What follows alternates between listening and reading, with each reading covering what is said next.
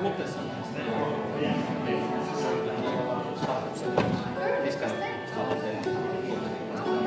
I also myself.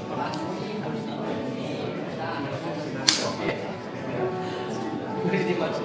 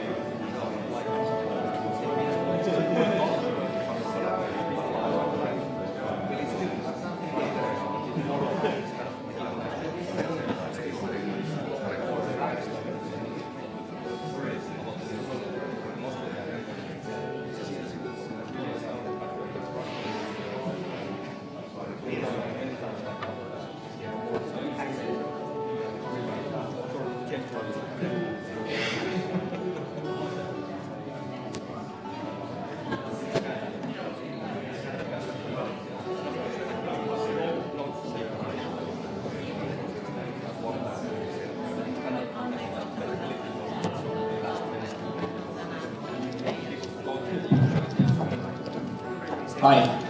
We are starting in just a minute, but can you in the last, like the row, bit go the center, so if there's people coming late, they can join in the row ends or something like that. So can you please bit move center? Thank you.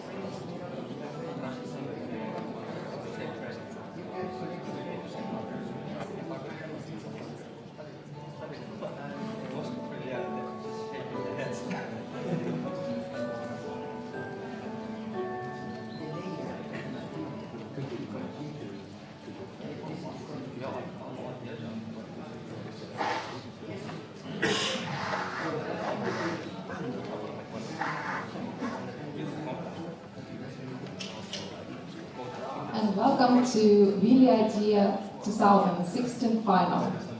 Here we are in LUT University of Technology. My name is Olga Bogdanova. And I'm Veeti Vuori. We are going to honor the finalists of the business idea competition, listen to amazing speakers and to very promising startups, and also to celebrate the best business idea of this year. In the beginning of the program, there will be a presentation of Valtteri Lindholm, the founder of Varustelleka. The presentation will be in Finnish, and later we will continue mainly in English, sorry. Joo, eli tervetuloa munkin puolesta, ja eka meille tulee Varustellekan Valtteri Lindholm. Ja Valtteri valittiin vuoden 2015 nuoreksi yrittäjäksi. Ja Valtterin yritys Varustelleka niin on kasvanut Euroopan suurimmaksi armeijatavarakaupaksi, mutta pidemmittä puheitta, niin isot aplodit Valtterille.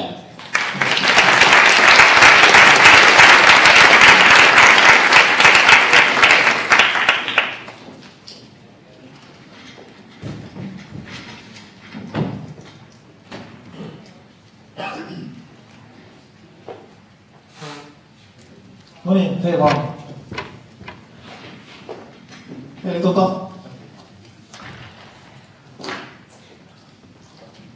kerron tänään yritykseni tarinan ja mun yrittäjyyden tarinan ja mut saa keskeyttää, jos on mitä tahansa kysyttävää, että siitä vaan. Mut joo, kuvassa on Varustellekan toiseksi tykätyin kuva, että usein otan tämän esitysten aloituskuvaksi. Meillä jossain vaiheessa, kun me oltiin Iron Sky-leffan, tai mukana auttamassa Iron Sky-leffaa antamassa niille vaatteita ja varusteita, niin me kehitettiin meille tämmöisten suklaajakelutyttöjen asu. Se on jostain syystä ollut tosi suosittu, nämä suklaatytöt, ja me olemme käyttäneet niitä sitten jatkossakin kaikissa meidän tapahtumissa. Mutta Varusteleka, niin mä tein sen vuonna 2003. Ja taustana on siis se, että harrastin airsoftia, eli ammuttiin kuulapyssyillä toisia metsässä. Ja se oli semmoinen harrastus, että niitä pyssyjä oli kyllä ihan niin kuin mukavasti saatavilla Suomesta, mutta mistään ei löytynyt oikein varusteita. Että jos piti saada halvalla maastopuku tai herra estäs lipastaskuja, niin tuli hirveän vaikea löytää. Ja armeijatavarakkauppoja on ollut Suomessa niin kuin vähintään toisen maailmansodan jälkeen aina, mutta ne oli aika paskoja. Eli se, niin kuin, niitä oli varmaan 10 Suomessa ja ne oli kaikki semmosia niin kuin yhden yrittäjän tai yhden yrittäjäperheen pyörittämiä pikkupuljoja ja katteet oli tosi korkeat ja toiminta oli sen mukaista, että ei ollut niin kuin mitään intoa kenenkään tehdä siitä yhtään mitään muuta kuin se, että tulee nyt leipää pöytään ja firma pysyy pystyssä. Niin ei ollut hirveän vaikeaa lähteä sitten näille markkinoille kilpailemaan. Ja nämä firmat, niin osalla oli jonkinlainen nettiedustus, suurimmalla osalla ei. Ja jos se nettiedustus oli olemassa, niin se oli vähän niin kuin väkipakolla. Niin kun ei ollut hyvää nettikauppaa, mistä ostaa lipastaskuja, niin tein sitten itse. Ja onneksi on internetin Wayback Machine, koska tässä on mun ensimmäinen kauppa silloin, kun se on julkaistu. Eli tää on ihan sikamakea juttu. Tässä taustalla on siis se, että en mennyt Inttiin, vaan menin Sivariin mun entiseen lukioon. Ja sitten kun menee lukioon 13 kuukaudeksi ja pakko tulla joka päivä 8 tunniksi paikalle, niin kesälomalla on yllättävän paljon tekemistä. Ja siellä mä sitten kohdasin Varustelekan nettikaupan. Ja Varustelekan taustalla oli tosiaan se, että kun mä harrastin sitä airsoftia ja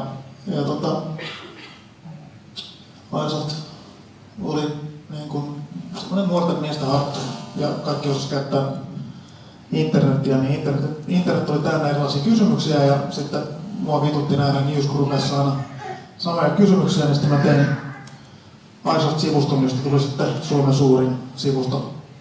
Ja mulla oli siinä niin kuin valmis kohderyhmä, että kun mä julkaisin mun kaupan, niin mun toisella sivustolla oli jo 1000 kävijää päivässä niin siinä oli vain helppo sanoa, että moikka, perustin juuri kaupan, saatte ostaa. Ja sitten kauppaa rupesi tapahtumaan.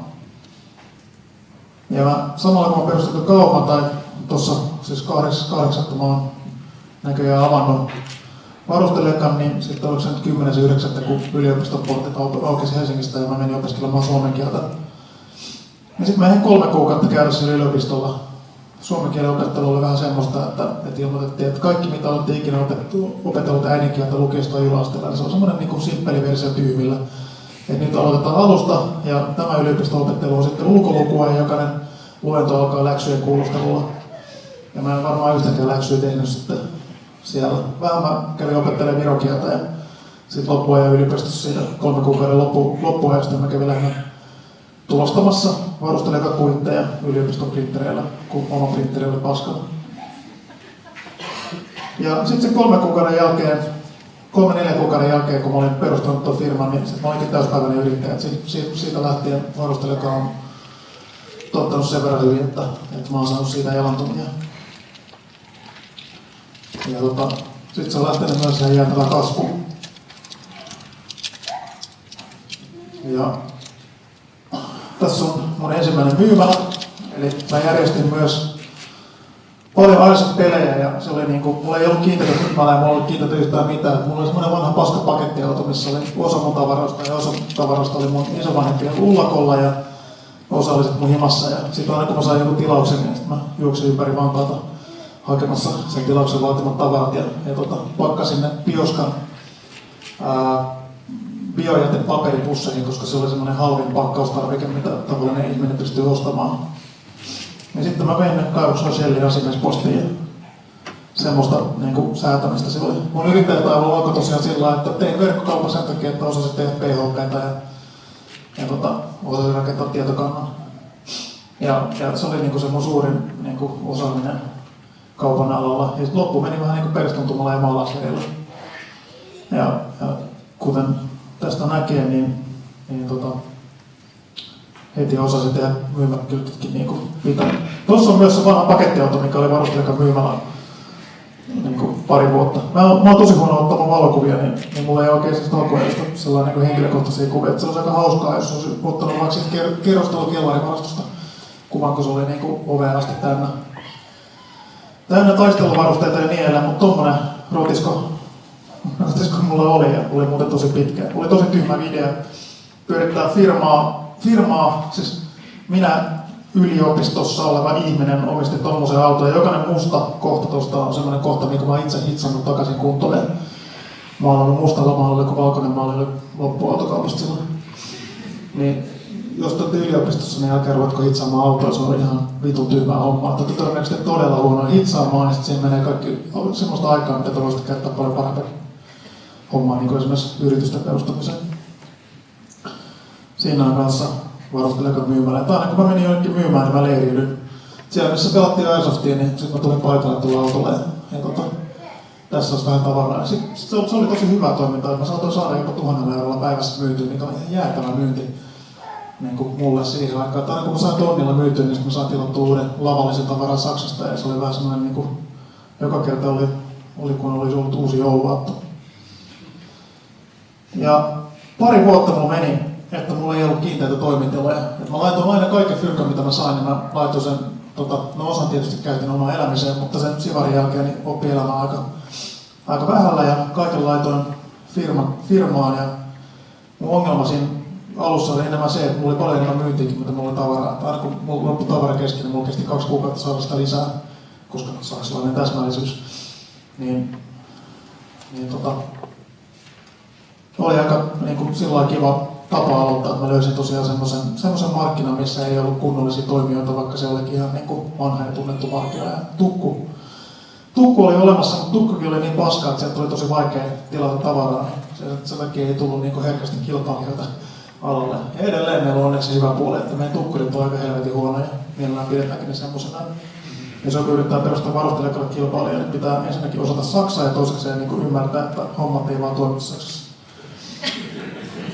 2006, no joo, mennään takaisin tähän näin, mennään tarinassa liikaa eteenpäin. Pari vuotta mä verin ilman toimitiloja ja 2005 kesällä oli semmoinen tilanne, että mulla oli sitä tavaraa niin helvetisti, että mä en enää selvennyt sillä, että se oli tungettu kaikkiin omiin sukulaisten nurkkiin. Ja sitten mä rupesin todenteolla etsimään itselleni niin kiinteää toimipistettä ja siihen aikaan jostain syystä noin kiinteistöfirmat ei osannut käyttää internetiä ja niin 54 toimintajalla oli helvetin vaikea löytää. Mä edelleen vihaan sydänjuureeni myötä Spondaa siksi, että me sovittiin, että tämä huone on mun ja sitten me ei vastannut puhelimeen 2 viikkoa ja sitten niin ilmoitti, että joo me vuokrattiin jollekin toiselle, että haista vittu Sponda, mä en ikinä ostettu mitään.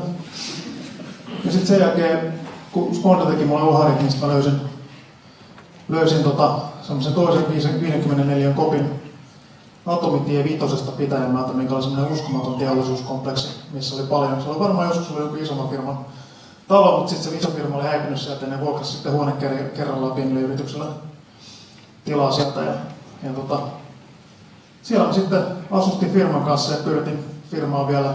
Tämä oli vuotta 2005, niin mä vielä vuoden verran jaksoin pyörittää sitä yksin. Ja sitten kun 3 vuotta tuli täyteen ja varustelijakaan oli muuttanut siinä vaiheessa varmaan 5 kertaa, niin sitten viimein tajusin, että ei ole mitään järkeä pyörittää näin iso firma yksin ja uskalsin palkata työntekijöitä. Ja se oli yksi käännekohda. Siis olin ollut kuitenkin niin esiteini 90-luvun laman aikana ja sen niin teinisen jälkeisen aikana. Ja kun mä perustin firmaa, niin kaikki aikuiset kertoi mulle, että yhtä virhettä ei ikinä tee, että älä koskaan palkkaa ketään työntekijää. Että ei se ole firmassa niin iso. Sun firmassa ei voi olla niin iso, että sä tarvitset työntekijöitä. Kun sä et ikinä pääse niistä eroon, niin älä vaan vittu palkkaa niitä. Niin mä sitten noudatin 3 vuotta ja yritin tehdä kaiken itse ja nyt kun rikos on vanhentunut, niin voi myöntää, että myös käytin harmaata työvoimaa, eli mä annoin maastopukuja ja aisopyssyjä kavereille sillä, että ne tulee aina niin päivä kerrallaan auttamaan mua pakkaamaan lähetyksiä. Tai niin kuin tässäkin kuvassa niin näkyy, että siellä on itse asiassa kuopiolainen ystäväni Arto Luostainen näkee myymässä mun tavaroita. Sekin varmaan jotain, koska se on Kuopiosta, niin mä luulen, että se on varmaan jollain sixpackilla saatu tuohon noin tekemään hommia. Ja 2006 tammikuussa niin armeijasta rupesi kotiutumaan mun kavereita ja palkkasin sieltä Henri Nyströmin heti ensimmäisenä sen siviiliaamuna töihin. Ja sitten me yhdessä tehtiin 1 päivä töitä ja sitten mä lähdin seuraavana päivänä pakettiautolla Saksaan hakemaan tavaraa, koska siinä vaiheessa mä olin todennut, että turha sopia saksalaisten kanssa, että ne lähettäisi sitä tavaraa. Parempi ajaa sinne Saksaan ilmoittaa, että minä olen nyt täällä ja olen 2 viikkoa sitten lähettänyt tilauksen, että eikä aloita pakkaamaan sitä tuohon autoon. Ja sitten Henri katteli sitä sekamelskaa siellä ja soitti Henri Limperillä. Ja sitten kun mä tulin takaisin Saksasta, niin mulla oli yhtäkkiä 2 työntekijää. Ja sitten oli kuukausi sen jälkeen oli jotkut heavy-messu Helsingissä ja me palkattiin sinne Petteri. Ja se palkattiin vaan niihin messuja hoitamaan ja sitten se tuli myös purkamaan niitä messuja ja kas kummaa yhtäkkiä Petteri oli meillä töissä. Ja 2006 vuoden lopussa meitä taisi olla yli 10. Ja siinä vaiheessa myös meni 1 miljoona rikki liikevaihdossa. Et siinä vaiheessa se oli niinku hirvittävän myöhään mä rupesin palkkaamaan jengiä, mutta sitten kun mä palkkasin jengiä ja me saatiin tehtyä kaikki se, mikä jäi tekemättä, niin sitten firmakin kasvoi aivan räjähdysmäisesti. Ja siitä tuli semmoista muutama vuosi, kun firma tuplasi liikevaihdon joka vuosi. Tässä on mun myymälä vuodelta 2006. Tämä on siis Atomitien toimitila Helvetin toisesta kerroksesta. Siellä meni ulko-ovi kiinni aina 4, eli just silloin kun porukka rupesi tulemaan myymälään. Sitten hän soitti meidän myymälän puhelimeen, että tulkaa avaamaan ulko-ovi. Sitten joku juoksi alas ja ohjasi tsekkaa, että ne meillä on myymälään. Ja niin kuin näkyy, niin tein itse ja säästin. Tunnelma on aika vahva. Ja tämä on myös verkkokaupan keräilyvarasto, että lisäksi meillä oli myös toisessa siivessä 1 suunnilleen samankokoinen varasto ja sitten 4 kerrosta ylempänä niin oli yksi sitten semmoinen vähän pienempi varasto. Että se oli pikkasen säätämistä keräillä verkkokaupan paketteja. Tässä on myös uskomatonta taidekosta myymällä hyllyä. Siis niin fyrkka oli koko ajan lopussa. Kaikki rahat tarvittiin tuon tavaran hankkimiseen. Eihän mulla nyt jotain hyllyjä ollut maksaa, tästä mitä hyllyt maksaa kaupassa, ne maksaa nykyään vielä paljon enemmän kuin 10 vuotta sitten. Niin sitten me mentiin aina puukeskukseen ja ostettiin vaneria ja kakkosta. Ja tehtiin lisää hyllyä aina sitä mukaan, kun firma kasvoi. Nämä oli vielä yllättävän pitkään käytössä. Mä luulen, me luovuttiin viimeiset tämmöistä puuhyllystä joskus 2012. Et ihan niin kuin hyvä konsepti. Noin meni 2 muuttolaatikkoa per hyllyväliin. Ja kuvasi just sitä, että mitä varustelijakaan on lähtenyt, että missään vaiheessa ei ole oltu eikä mietitty, että mitä asiat tehdään muissa firmoissa ja missään vaiheessa ei kellattu, että nyt kun me perustetaan firma, niin me tarvitaan niin kuin tämän verran rahaa kalusteisiin ja tämän verran rahaa siihen sun tähän, vaan kaikki keksittiin niin kuin itse jostain ja raavittiin kasaan halvimmalla mahdollisella tavalla ja sitten ostettiin tavaraa. Ja tässä on meidän varasto 8. muuton jälkeen, että tässä vaiheessa oltiin edetty siihen, että ostettiin, silloin oli Teesi-niminen yritys ja sitten siellä oli tommosia ritilähyllyn halpoja kopioita tultu Kiinasta Suomeen, niitä sitten varustelijakaan osti suurella innolla, että saatiin vähän enemmän tavaraa pakattua, mutta tääkin on joku City-lehden vanha toimitus, millä me ollaan sitten tunnittu varasto. Kyllä jotenkin tulee niin kuin lämmin läpätys sydämeen, kun katsoo helvetin sekapäiskarkea. Mutta tuommoista se niin yrittäminen oli silloin alkuun ihan hirvittävän pitkään. Että tossakin, tämänkin kuvan ottuvaiheessa ne varustelijat teki 2,5 miljoonaa euroa liikevaihtoa. Ja niin kuin tämän vaiheen läpikäyneenä tiedän, että Suomessa on varmaan moni yritys, joka tekee ihan useampi 10 miljoonaa euroa liikevaihtoa, ja niiden varastot näyttää edelleen tältä. Ja sitten voidaankin miettiä, että miksi Suomessa talouskasvu on mitä on. Yksi hirveän tärkeä tekijä tässä vaiheessa varustelijan historiaa oli se, että aika aikaisin mä huomasin, että mä en ole hitsari, että kannattaa varmaan ostaa uusi auto. Ja sitten aika aikaisessa vaiheessa mä huomasin myös, että mä koodaajakaan. Että kyllä mä niin osaan jossain määrin koodata ja olisin oppinut varmaan, jos olisin tehnyt sitä enemmänkin, mutta mieluummin mä olin kauppias. Sitten me ruvettiin ostamaan verkkokauppaa, niin ostamaan ohjelmistoa jostain muualta. Ja ei se varmaan edelleen sellainen tilanne, että firmat, jotka tekee verkkokauppaohjelmistoja tai kassaohjelmistoja, ne ei itse käytä niitä. Yllättävää, mutta totta. Ja edelleen on sellainen tilanne, että Suomessa ei ole oikeastaan kunnollista verkkokauppaohjelmistoa, joka voisi käydä aloittelevalle yritykselle. Että jos edes niin rahalla ostat verkkokaupan-ohjelmiston, niin siinä yleensä sä saat kaiken, mikä näkyy asiakkaalle, etkä juuri mitään muuta. Sitten kun sä rupeat saamaan niitä tilauksia, niin yhtäkkiä sä joudut niin copypasteamaan jonkin postin paketin osoitekorttijärjestelmään ihmisten osoitetietoja. Ja sitä kun tekee, niin toteaa, että tämä on muuten ihan perseestä. Ja sitä tehdessä niin mä huomasin, että koska olen hyvä kirjoittamaan kaunokirjoituksella ja kaunokirjoituksessa ei tarvitse nostaa kättä irti paperista, niin mä pystyn tekemään semmoisen paperisen postin pakettiosoitekortin 7 sekuntia nopeammin kuin mitä mä sain sen laserprinterillä ja sillä postin pakettiosoitekortin tulostusohjelmalla. Sitten mä kerroin tämän 7 sekuntia mun vuosittaisella tilausmäärällä lähetin postille ilmoituksen, että vittu tää teidän paskaohjelmanne maksaa mulle 7 000 € vuodessa turhaa työaikaa, että voitteko tehdä vähän paremmin, ettei jumalauta mitä paskaa. Ja vastaavalla asenteella mä olin muutenkin yhteydessä sinne, mikä sen tulikaan joku Logia vai mikä sen tuli se postin tieto kuin ATK-tytäryhtiö, ja jossain vaiheessa lopetti sitten vastaamasta mun soitin sinne, niin ei kukaan ei vastannut puhelimeen.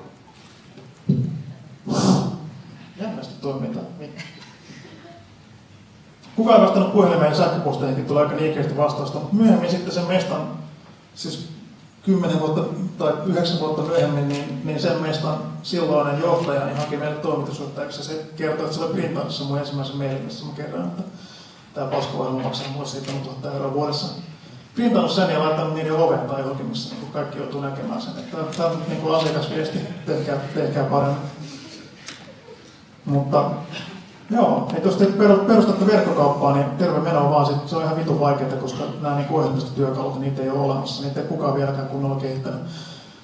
Mä tiedän periaatteessa 3 softaa, jotka niin on periaatteessa tasolla riittäviä yrityksen pyörittämiseen. Yksi on se, mitä me käytetään, eli Refox, joka tekee ATK Lilhonga Oy, joka on 3 hengen koodipaja Kokkolasta, joiden liikevaihto on 300 000 € vuodessa. Eli aika merkittävä tekijä Suomen softamarkkinoilla. Ja sitten kuulemma Maestrolla on joku, mä en usko, että se on hyvä, koska niiden muu ohjelmisto, mitä me ollaan jouduttu käyttämään, niin on aika paska.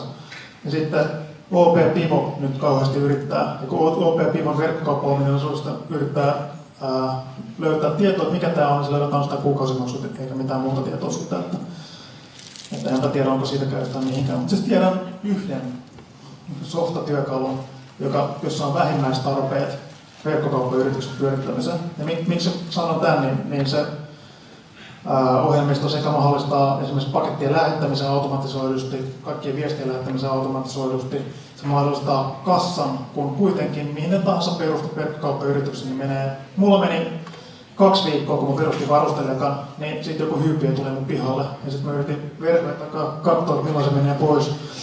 Ja sitten jossain vaiheessa mä uskalsin mennä sinne pihalle kysymään, että mitä sä teet täällä. Ja se oli silleen, että täällä on varustelijakan myymällä jossain, voitko kertoa mulle missä. Ja sitten mä myin sille tavaraa. Että suomalainen, tai ylipäätään verkkokauppoja asiakkaat on semmoisia, että ne asuu lähellä ja havaitsee, että tämä verkkokaupan toimipiste on täällä lähellä, niin kohtahan ne on hakemassa noutatilauksia. Ja tämä on myös semmoinen trendi, mihin maailma on menossa ja missä maailma on ollut niin mun käsittääkseni vuodesta 2003 lähtien. Ja tämä on just mihin ohjelmistotoimittajat niin ei toimita työkaluja. Tässä on myös yksi tärkeä osa mun yrityshistoriaa. Mulla on syvä kiintymyssuhde tähän paskaan ranskalaiseen kuorma-autoon. Eli niin kuin sanoin, niin saksalainen ei ainakaan ole täsmällinen, ja jos yrität tilata sitä tavaraa, niin niille ei mikään kiire lähettää sitä. Mutta hyvä tapa on ilmestyä sinne paikan päälle ja sanoa, että nyt tänään pakataan tämä auto, koska mun laiva lähtee tuossa yöllä. Niin. Tuossa mä oon Renault Magnumin hytissä Vuosaaressa miettimässä, että onkohan mä varmasti oikeassa rekkajonossa. Onko tämä se laiva, mikä lähtee Saksaan, vai meneekö tämä laiva Ruotsiin? Ja niin edelleen. Toi oli aika jännä vaihe. Siis, niin kuin, että samaan aikaan kun mä pyöritin varmaan Suomen nopeiten kasvavaa verkkokauppaa ja oltiin jo tuossa vaiheessa tehtiin vissiin 5 miljoonaa € liikevaihtoa. Samaan aikaan mä olin rekkakuski. Meillä oli se niin 40 ihmistä töissä ja meillä oli 3, jotka pystyivät ajamaan kuorma-autoa. Mä olin yksi niistä. Ja se oli itse asiassa tavallaan ihan niin kivaa aikaa, että muuta mä myin ja kirjoitin tekstejä ja markkinoin ja tein kaikkea sellaista hommaa. Mutta sitten aina välillä mä lähdin Saksaan. Ja ajoin massiivista kuorma-autoa ja sitten mä menin Finlandsin Saksan laivaa. Superfastitkin tuli koettua ja se oli 27 tuntia semmoinen Saksan risteilyalus, että siellä on baari, joka on välillä auki ja 3 kertaa päivässä buffetti, rekkamieslounge, jossa voi polttaa tupakkaa sisällä ja mä oon allerginen röykeli, jota en ole voinut olla siellä. Ja sitten siellä oli kuntosali, joka sisälsi puolapuut, juoksumaton ja kuntopyörä. Sitten mä aina poljin puolitoista tuntia kuntopyörää tai juoksin puolitoista tuntia juoksumattoa silleen, että sain poltettua vähän niitä kaloreita, mitä siellä buffetissa tuli syötyä. Piirsin ehkä 15 tuntia päivässä, yritin nukkua ja sitten hain tavaraa. Se oli jotenkin semmoista niinku, se oli siistiä, se oli uskomattoman typerää, turhaa, ei mitään tekemistä ja niin edelleen. Sitten kun mä käytin sen kuntoiluun ja piirtämisen harjoittamiseen ja sain semmoisen niinku pakkoloman yrittämisestä, niin se oli aika niinku hyvä hetki. Tuossa myös Valtteri kaikkein laihimmillaan ikinä, että 2006 mennessä, niin kun mä olin yksin yrittänyt pitää varustelekaan, niin mä olin huomannut sen, että tosiaan verensokeri nousee, kun syö jotain ja väsyttää koko ajan, niin 2006 painoin 105 kiloa. Ja olin niin kuin tosi huonokuntainen ja kaikki oli ihan paskaa. Ja sitten mä katsoin, siinä vaiheessa kun mä rupesin tuntemaan kylkiläskit täällä, niin sitten mä totesin, että nyt on ensinnäkin ehkä hyvä aika palkata työntekijöitä ja sitten toisekseen niin ryhdistäydy vittu. Ja sitten mä rupesin ja päätin, että mä en enää liiku autolla ja rupesin ajaa polkupyörää kaikkialle. Sitten se polkupyörällä vähän niin kuin vei mennessä ja mä rupesin tekemään semmosia vähän päälle 100 kilometrin päivälenkkejä 2-3-4 kertaa viikossa ja 8000 kilometriä tuli pyörällä vuodessa monta vuotta putkeen. Sitten mä näytin tuolta, että sitten ei ollut enää kyllä 105 kiloa. Ei ollut myöskään hauista pätkävertaa, koska hauis ei todellakaan kasva pyörässä. Myöhemmin sitten mä rupesin palkkaamaan semmosia muskelimiehiä, niin kuin Erik tässä on myös, näkee, että se on aika voimakas, niin Erikin kanssa hankittiin meille kuntosalitöihin, sitten mä rupesin tekemään penkkipunnerusta ja mulla on vähän paremmin lihaksi. Sekin onnistui sillä, että oikein tuo yrittäminen oli niin, se omassa firmassa duunin tekeminen on niin sairaan hauskaa, että jos mä lähdin niin kotoa jonnekin, mä menin töihin ja sitten mä tein töitä, niin sitten kun mä hankin kuntosalin töihin, niin sitten tuli jumpattuakin. Mutta se oli ihan hyvä, meillä oli fyrkkaassa. Se oli niinku parans muun ja monen muun työmotivaatiota. Ja sitten 2009 me muutettiin Ruotslantia 2, joka on tässä kuvassa. Ja tässä kuvassa myös merivoimien sotilaspoliisit estää asiakkaiden pääsemään meidän parkkipaikalle. Eli armeija aika usein pyytää päästä harjoittelemaan varustelekaan jostain syystä. Lähinnä varmaan siksi, että ne tuntee meidät. Ja sen ensimmäisen kerran, kun ne tuli harjoittelemaan meillä sitä, että 2 tyyppiä piiloutuu jonnekin meidän varastoon ja loput etsii niitä ja koittaa väkivallan saada ne pois meidän varastosta. Se oli meillä niin hauska juttu, että me ollaan jatkossakin päästetty niitä. Ja tässä pari viikkoa sitten me tosiaan päästettiin ne sulkemaan meidän parkkipaikka, mikä oli kyllä mun mielestä ehkä vähän tyhmä juttu, mutta ei se mitään. Ja suunnilleen noihin aikoihin kanssa niin tai 2008 vai 2007, en oikein muista, niin me löydettiin sitten viimein tämä ATK Lilhonga, joka toimittaa meidän nykyisen ohjelmiston ja meidän tärkeänä työkalu.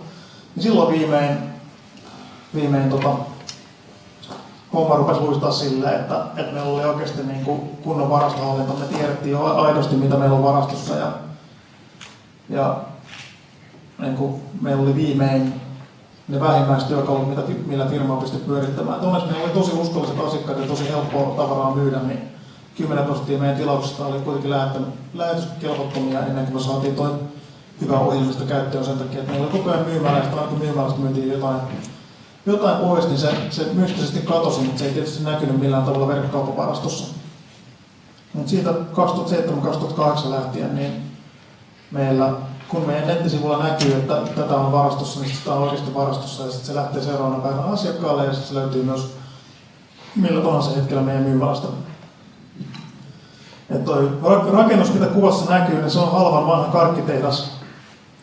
Ja semmoinen niin kuin Helsingin Konalan teollisuusalueella vanhin rakennus, mitä siellä on, niin paskin rakennus, mitä siellä on. Katto on vuotanut koko sen ajan, kun me ollaan asuttu siellä ja vessanpöntöt halkeaa ja sitten siellä on tällä hetkellä noin 17 astetta lämmintä, koska on nollakeli. Sitten pakkasellahan siellä on pikkasen vähemmän, mutta onneksi kesällä siellä on yli 30 astetta lämmintä. jolloin työsuojelulain mukaan meidän pitää niin kuin, aina 50 minuuttia työtä ja 10 minuuttia hengähdystaukoa. Et ihan kerrassa on hyvät toimitilat.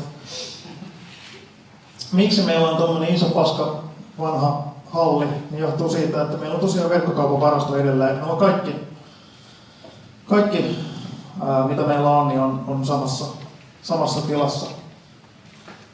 Että tässä on taas joku eri sotaporukka harjoittamassa meidän varastossa, mutta tuolta näyttää yksi katso siitä hallista ja täältä näyttää meidän myymäläosuus siitä hallista. Ja ne on siis samaa hallia ja rakennusmääräystä, ei kun kaupamäärästä tai jonkun määräystä mukaan, niin tuonne saa tulla kerralla 17 asiakasta. Koska se on siis karkkitehdas. Ja me ollaan saatu sinne kerralla mahtumaan noin 1000 ihmistä sisään. Mikä ei varmaan kyllä pelastusmestari olisi miellyttänyt, jos olisi saanut kuulla siitä. Joo. Kaikki toiminnot samassa tilassa ja myymälä tuossa niinku seinän takana verkkokaupasta niin johtuu nimenomaan siitä, että kyllä se on vaan sen myymälän merkitys helvetin iso nykyaikaisessa verkkokaupassakin. Ja jos me ajatellaan, että miten suomalainen verkkokauppa voi taistella ulkomaista verkkokauppaa vastaan, niin se on sillä, että meillä on noutopisteet. Meiltä sen niinku tavaran saa vaikka tänään. Et verkkokauppa.com, joka myy elektroniikkaa, siis kelatkaa elektroniikkaa, joka on niinku ehkä maailman kilpailun asia internetkaupoissa, niin ne on hirveän voimakkaasti kasvava yritys. Ja yksi niiden tärkeä pointti on se, että niillä on 24/7 auki oleva myymälä. Siis niillä on semmoinen pikkukioski siellä Helsingin Jätkäsaaressa. Että jos niin iPhone 7 ilmestyy 4 aamuyöstä tai 3 aamuyöstä, niin on vähän tutumpi kaikille, niin sä saat se verkko.comista. Ja heti.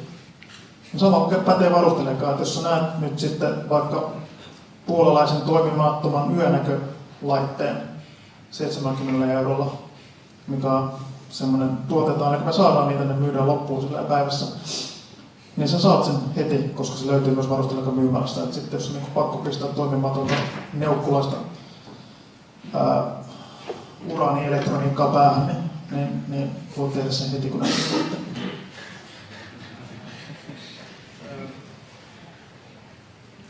Joo, ja tuolla me ollaan edelleen, että nyt Fennia, jota vihaan myös suuresti, ilmoitti meille, että me ollaan siis täytetty tuo halli jopa täysin, että meillä on 3000 neliöä ja sitten siellä on vapaata hallitilaa semmoista ehkä 500-600 neliöä. Fennia ilmoitti, että joko te lähdette heti vetää tai sitten sitoudutte 5 vuoteen. Ja meillähän on semmoinen suunnitelma, että me vedetään firma 2-kertaisesti tässä parivuotisella. Ja sitten me oltiin Fennin kanssa silleen, että joo, että paskin toimitila, mitä Helsingissä on ehkä olemassa, kurjimmat työolosuhteet ikinä. Ja niinku, joko olette täällä niin, että teidän firma ei mahdu tänne sisään tai sitten lähdette heti vetään. Täältä me pähkäillään edelleen, mitä vittua me tehdään Fennian kanssa. Jos täällä on niinku ketään, joka tuntee ketään Fenniasta, niin voitte näyttää nyt keskisormaa.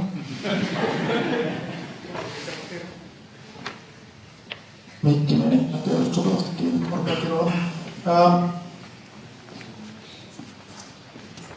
Joo, ja tuossa kun me muutettiin tuonne isoon toimintilaan ja ei ole enää niinku tilarajoitteena ja sitten kun me saatiin se meidän ohjelmisto käyttöön, niin se jatkoi sitä meidän toimintaa, että me tuplattiin liikevaihtoa. Me tuplattiin liikevaihtoa silloin, kun päästiin 5 miljoonaa euroon. Ja silloin meni vielä ihan hyvin ja sitten me tehtiin 6 miljoonaa euroa ja sitten rupesi niinku tulee siihen vastaan.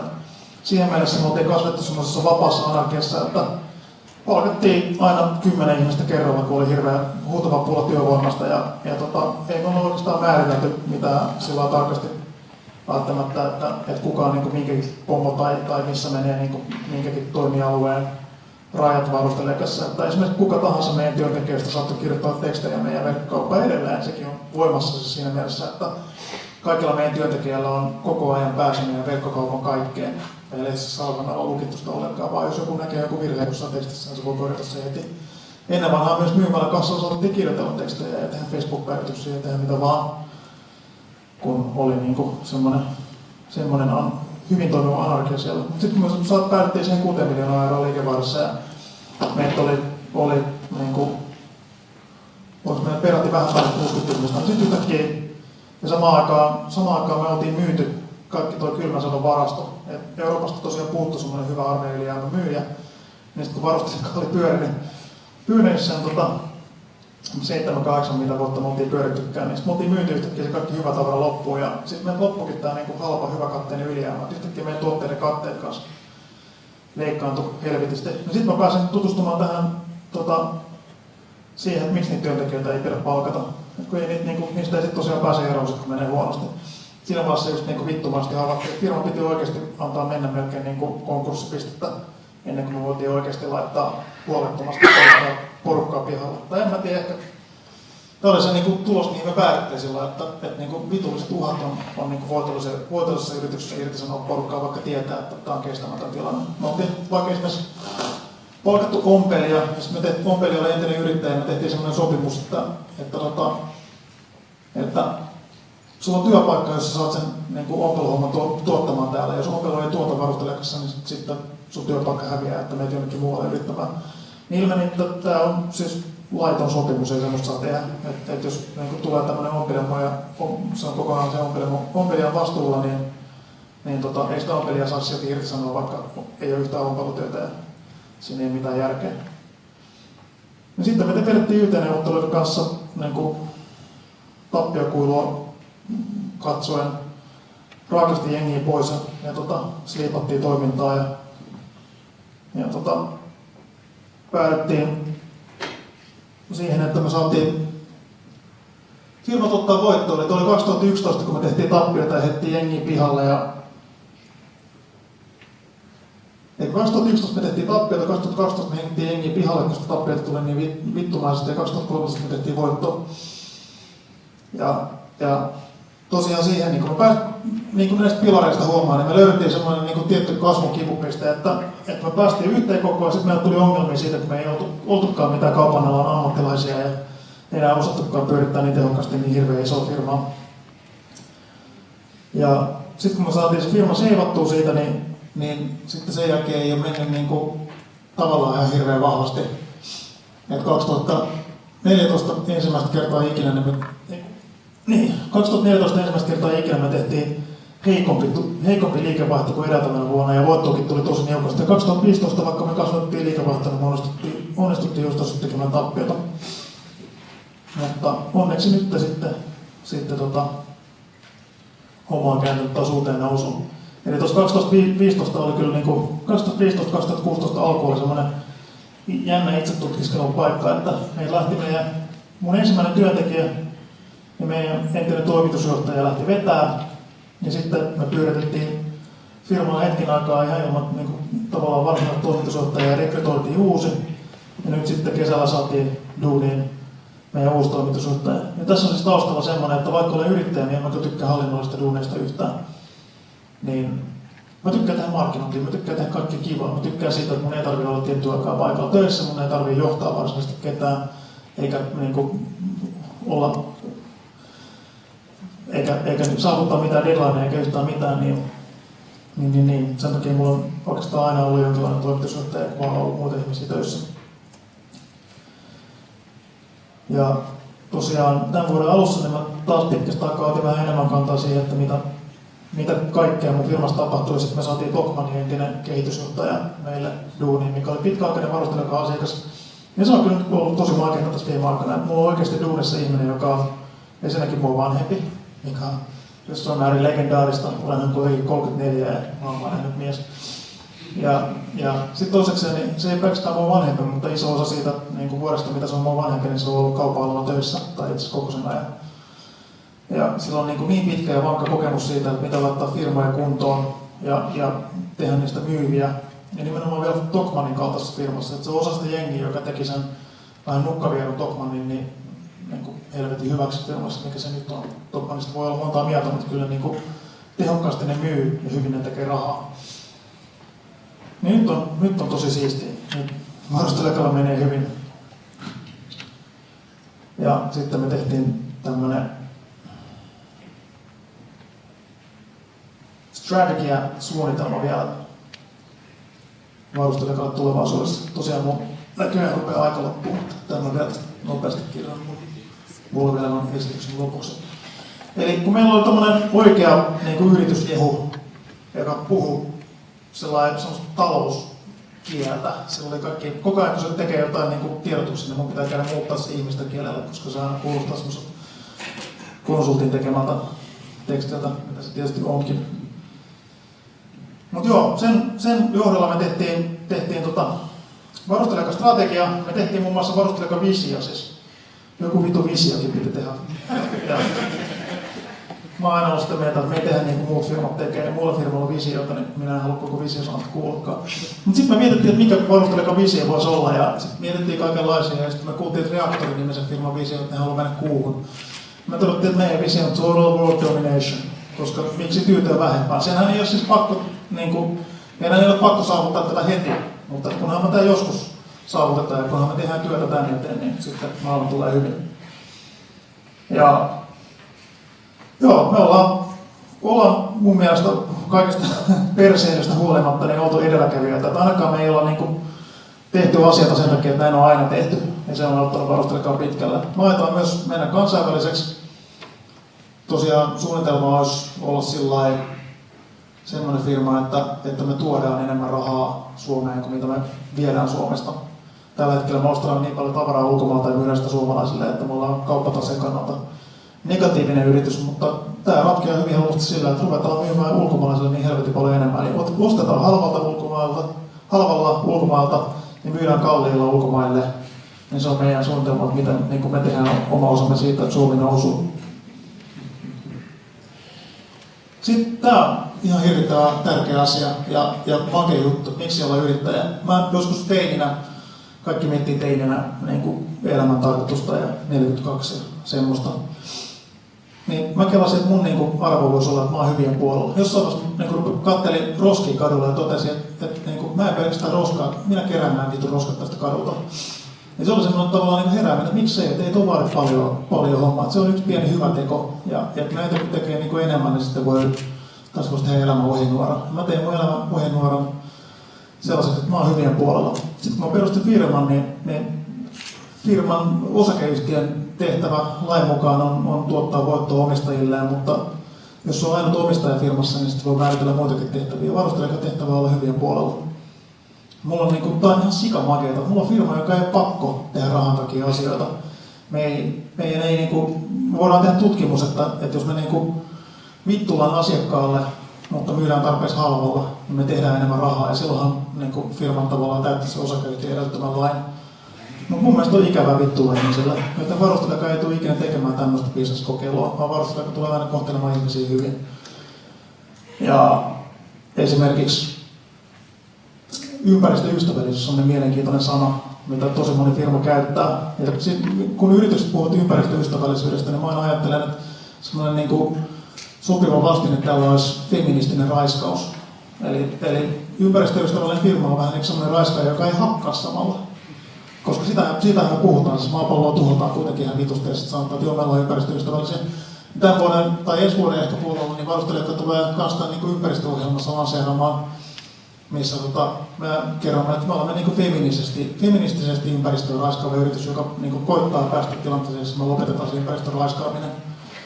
Mutta nykyisellä resursseilla niin se on vielä kovin vaikeaa, koska jos me nyt tällä hetkellä lopetetaan ympäristön raiskaaminen, niin firma menee konkurssiin. Mutta lähdetään siitä, että me ei raskata sitä kakkoseen ja sitten pidetään sitä rauhassa eteenpäin. Ja sitten tässä on vielä tämmöisiä lukuja, luvut aina mielenkiintoisia. Tässä on ihan todella helvetin realistinen asia, mitä me tullaan tekemään tulevaisuudessa. Eli tuolla oikeassa laidassa on liikevaihto. Tänä vuonna se tulee olemaan noin 10 miljoonaa euroa. Ja tuossa tosiaan punainen on, että paljon tulee meidän Helsingin myymälästä, keltainen paljon tulee ulkomaan verkkokaupasta ja harmaa paljon tulee kotimaan verkkokaupasta.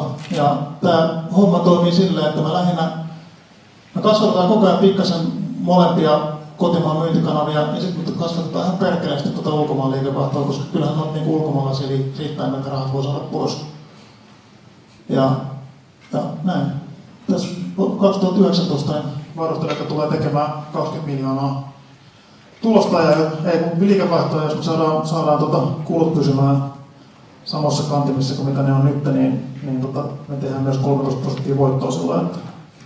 Sitten mä en ole pelkästään miljonääri sillä tavalla, että mä omistan varustelijat sillä tavalla, että mulla voi olla se miljoona tilillä tai jotain. Kuin siistiä. Eikä mun muuta. Aika on ollut jo pitkään loppu, että hei hei.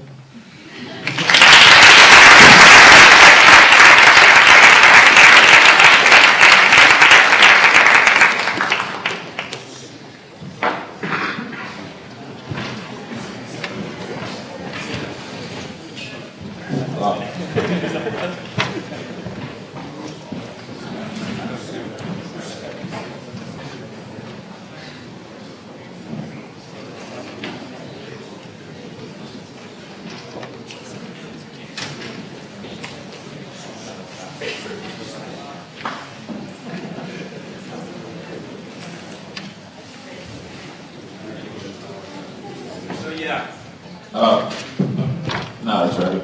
Yeah, so it's time to move on to the pitches and the judges of the Willy Idea competition. And first, we would like to welcome judges here to the judge table. Are you here, judges?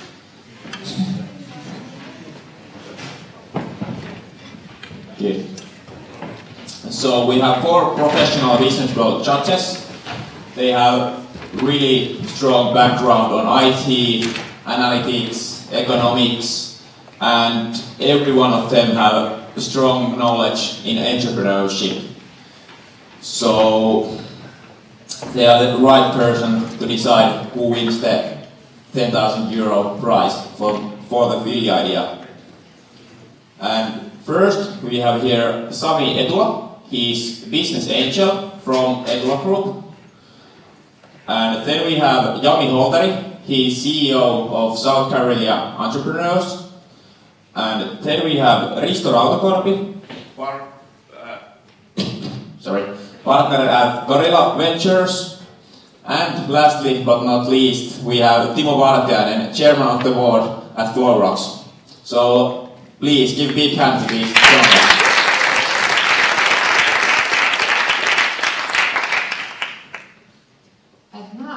Time for the finalists to present their business ideas.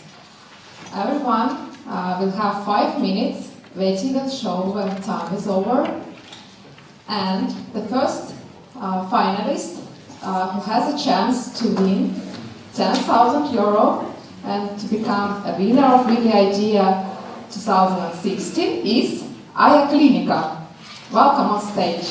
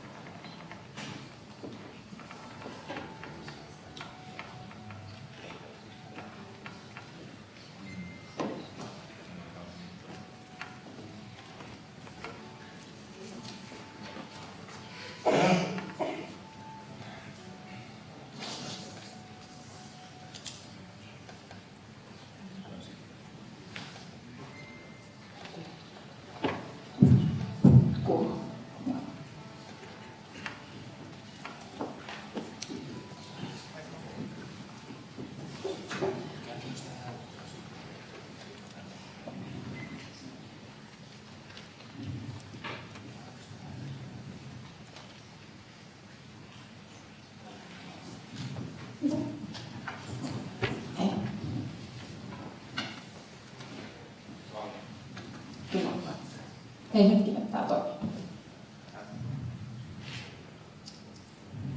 Moikka, olen Anni ja tässä on Mirka. Ja me tultiin kertomaan teille, miten ajokyvyn arviointi tuodaan tähän päivään. Tiedättekö työ oikeasti, miten tänä päivänä ajokyky arvioidaan? Myö tiedetään ja mä kerrotaan se myös teille. Minulla on itselläni 15 vuoden kokemus tuolta auton penkiltä liikenneopetuspuolelta. Ja me on ollut lukuisissa tällaisissa ajokyvyn arvioinneissa mukana, missä lääkäri ei ole pystynyt todentamaan henkilön ajokykyä, ja se on lähdetty sitten katsomaan ihan oikeasti tutkinnon vastaanottajan kanssa.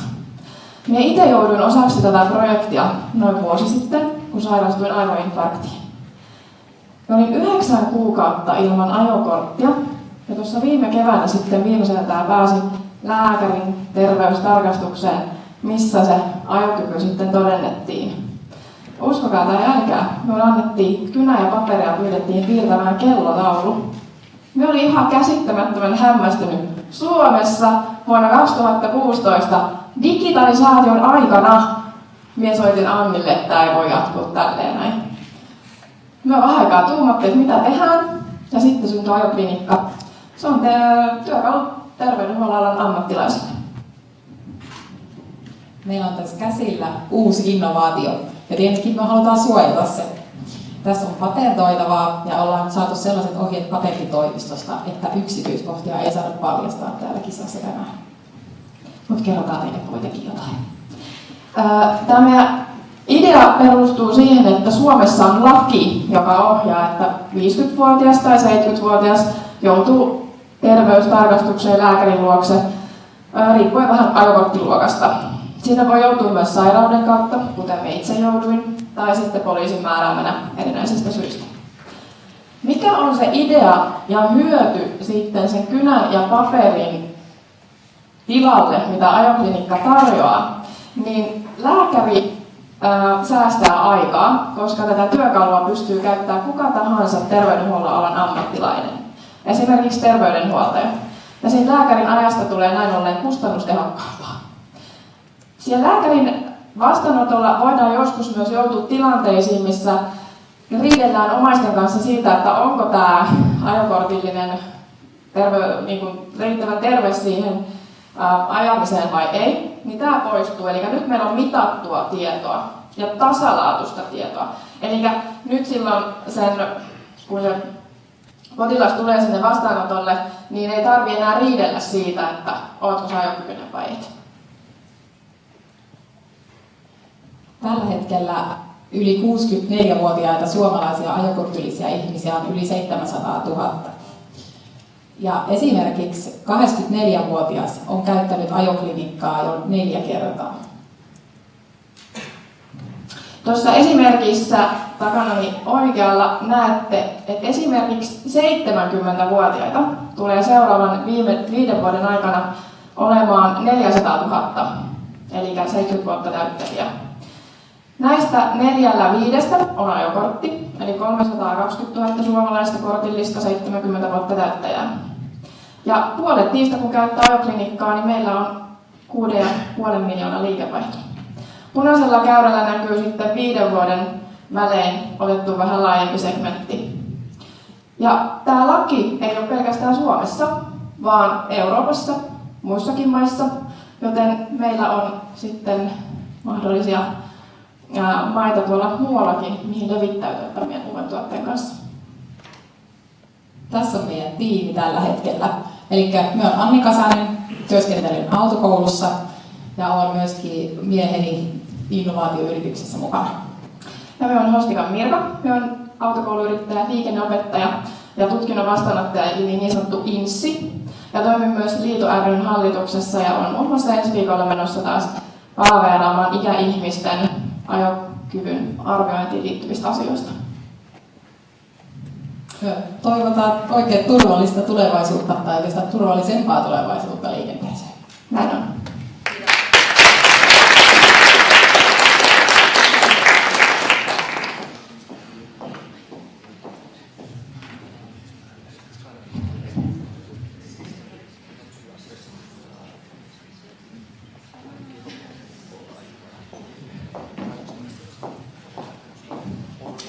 Onko teillä kysyttävää? Mä kysyn vaikka ekan kysymyksen. Eli jos se maksaa 40 se tarkastus, tai mikä se nyt oli, siis maksaako sen se ihminen, kenellä on se ajokortti, vai se lääkäri, vai poliisi, vai mistä se tulee se raha teille? Se raha tulee meille välillisesti lääkärin kautta. Eli se lääkärihän voi laskuttaa vaikka 100 € siltä asiakkaalta, mutta myös saadaan siitä 40.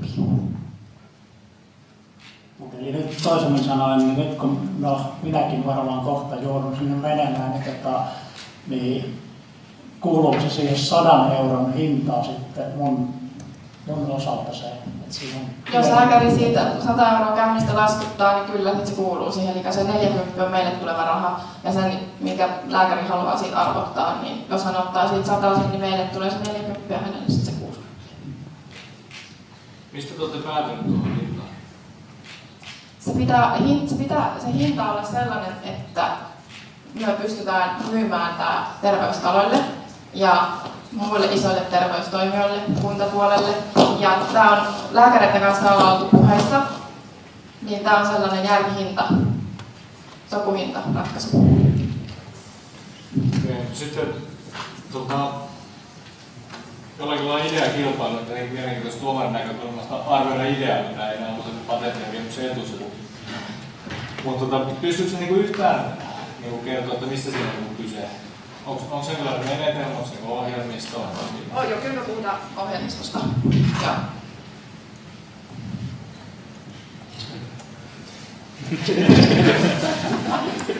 Minkä verran teillä on käytännön koeponistustuloksia siitä, että tuommoinen markkina oikeasti on olemassa ja nämä teidän asiakkaat on valmiita sen pyydetty 40 siitä maksamaan? Siis meidän asiakkaita on ne lääkärit. Joo. Ja silloin kun me itse sairastuin ja sen 9 kuukauden prosessiin kävin siellä niiden lääkäreiden kanssa läpi, ja tämän jossain vaiheessa sitä prosessia sanoin ääneen, ja siis lääkärit rakastui tähän. Mä olin silleen, että tämä ratkaisee heidän niin kaikki ongelmat. Että oikeasti se on hirveätä tappelemista siellä klinikalla, kun sinne tulee ne omaiset tai tulee se vanhus ja sitten on voinut olla sellainen tilanne, että ollaan käyty tutulla lääkärillä 15 vuotta ja aina laitettu se leima siihen paperiin ja vaan sen takia, että ollaan tuttuja, niin nyt meidän ei tarvitse mennä sellaiseen. Ja tällä me saadaan myös niinku rajattua pois sellaiset ääritapaukset, että se kellotaulutesti voi olla oikeasti aika haasteellinen, sitä voi jännittää siellä, niin nyt täällä ei tule sellaisia tilanteita, että se jännitys veisi sitä oikeaa tutkittua, mitattua tietoa sen jännityksen takia pois, vaan nyt meillä on niinku selkeä fakta. Ja tämä on niinku moniosa-alueinen, tämä on tosi laaja kokonaisuus. Idea vaikuttaa oikein hyvältä ja näppärältä, mutta ideat on helposti kopioitavissa, eli mikä antaa teille kilpailukykyä nyt sitten jatkossa, ja mä en usko patenttien suojavaan vaikutukseen. Sillä on tietynlainen symbolinen merkitys, mutta kaikki patentit on kierrettävissä. Eli mikä antaa teille sen kilpailun, mikä antaa teille suojaa sitten, kun muutkin saa saman idean? Hyvä kysymys. Tämä meidän tuote on tosi lapsen kengissä, niin kuin sanottu, että minäkin tästä vähän sitten vasta tämän idean on saanut ja sen ajokortin takaisin. Silloin kun siellä patenttitoimistossa käytiin, niin puhuttiin myös siitä mahdollisuudesta, että kaikki ideot kopioidaan ja se on aina mahdollista. Mutta tämä on niin hyvä. Tämä on niin hyvä, että jos haluatte tietää lisää, niin voidaan kirjoittaa tietysti vaitiolovelvolliseksi sopimusta ja päästä tutustumaan ihan täysin tähän tuotteeseen. Maailmassa uskotaan semmoiseen näkökulmaan, että idean arvo on maks prosentti lopputuloksesta, se loppu 99 tulee toteutuksesta, että siihen tietenkin kannattaa keskittyä. Kiitos. Jostain oli kattu näin, ideassa mainittiin myös se, että siinä tulee ohjelmaston mukana myöskin se tablettiväli mukana myöskin. Oliko se oikeasti ajatuksena näin? Tai itse asiassa tässä ei ollut kyllä No sitten mä muistan sen väärin. Just vähän samaa liittyen, että miten tuollaiselle isolle talolle, kun se yritetään myydä tämä asia, niin siitä tulee sellainen, että se pysyy teidän kanssa sitä hommaa, että sitä ruvetaan räätälöimään omia tarpeisiin, just niin kuin Skypeassa se homma siitä teidän näkökulmasta. Nimenomaan tässä on se mahdollisuus, että tämä pystytään räätälöimään. Niin. Kyllä.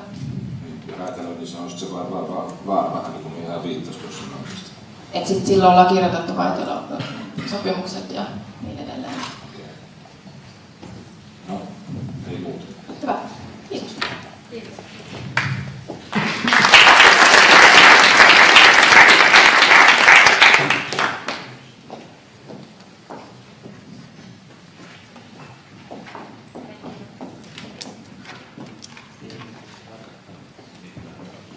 Thank you very much. And the next finalist, who also has a chance to become a winner, is Dream Zone. Welcome on stage.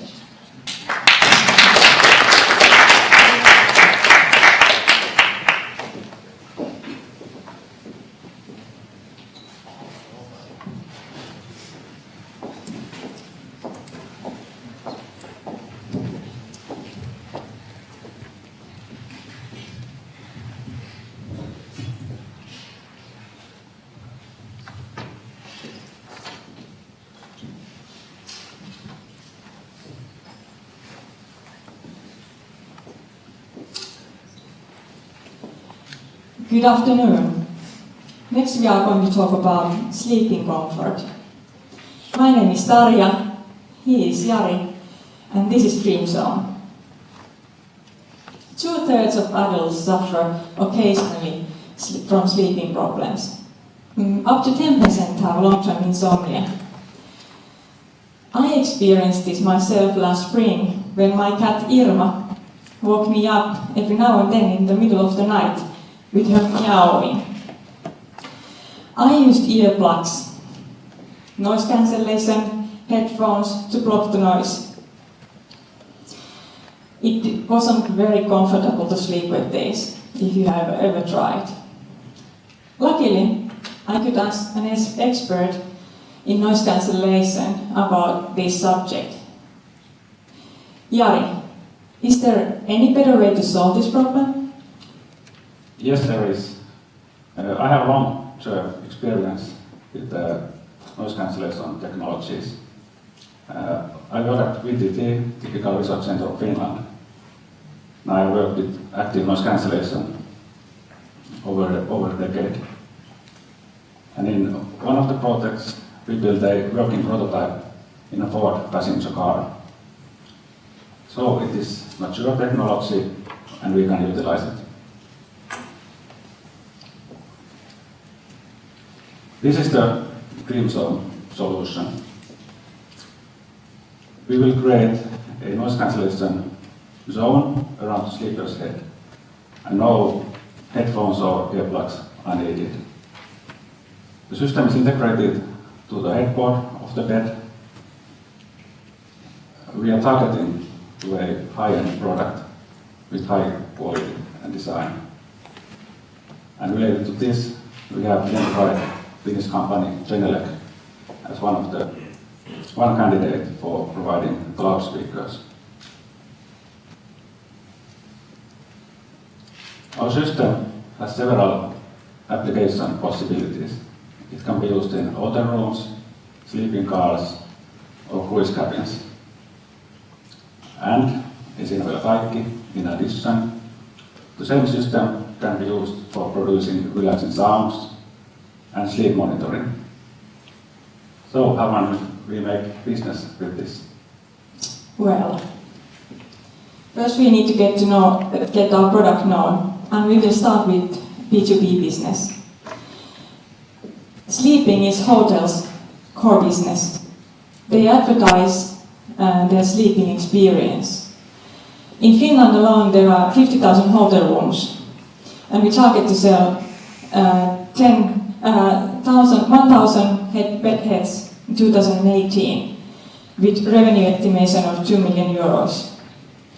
We aim to expand to Scandinavian and European markets with a revenue estimation of 20 million euros in 2019.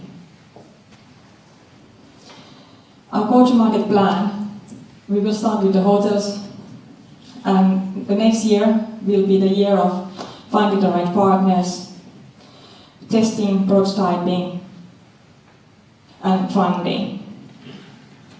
2018 will be manufacturing, delivering, actually shipping the product. 2019 expanding, and eventually we target to high-end consumer markets in 2020.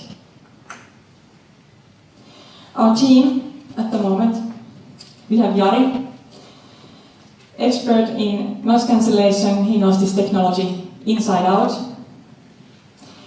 I am in manufacturing business for the last 9 years in the management teams in businesses which revenue is more than 100 million euros annually. Then we have our source of inspiration, Irma the cat. And then we need some new talents in our team to make this actually happen. Dream Zone for better sleeping comfort. Thank you.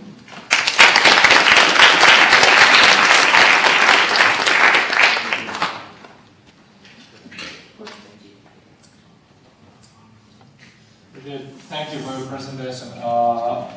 First question, what is actually your core competence in your company?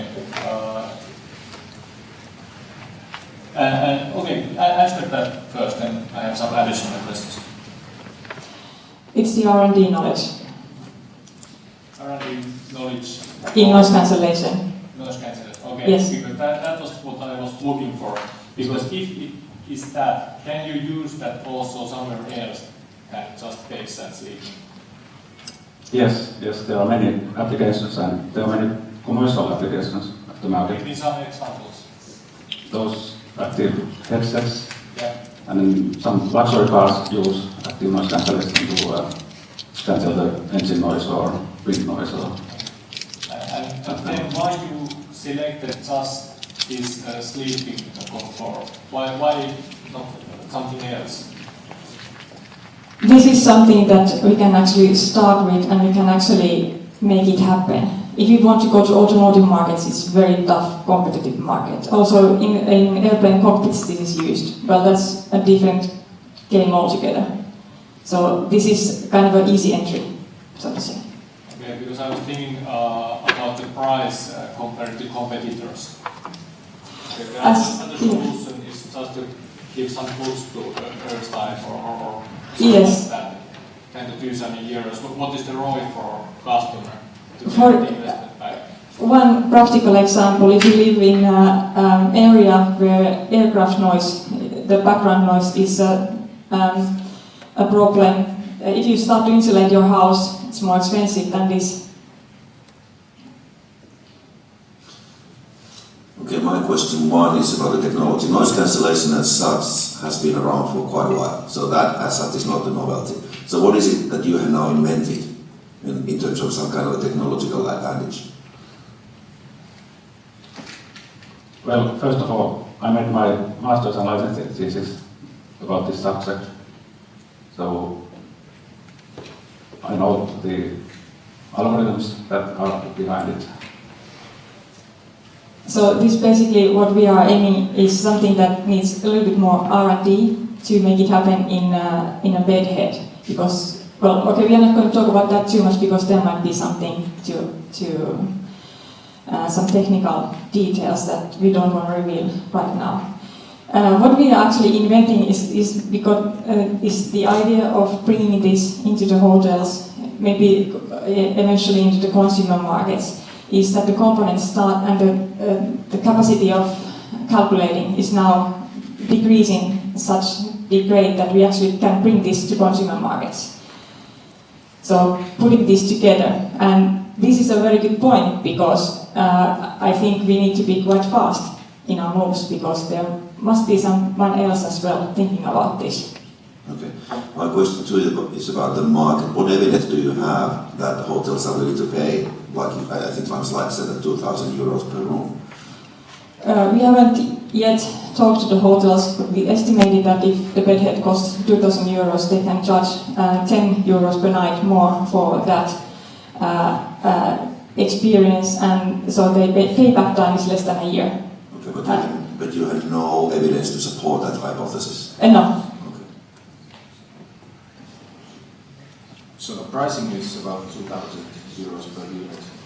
That's something we are starting with.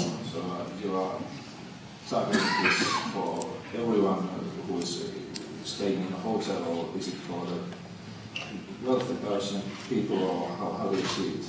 Is it First, extra yeah. in the hotel or what?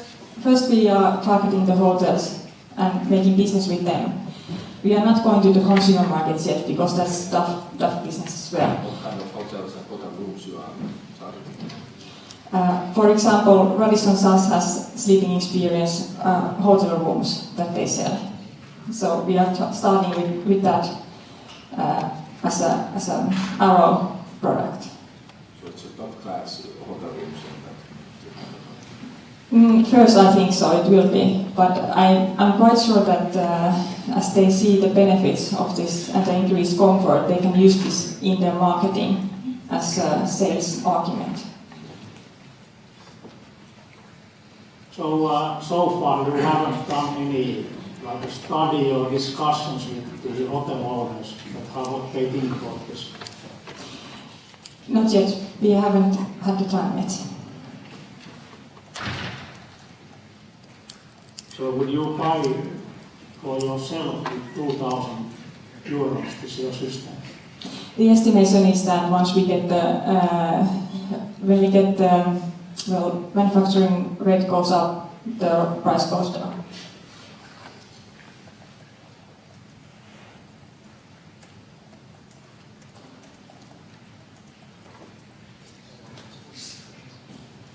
Thank you.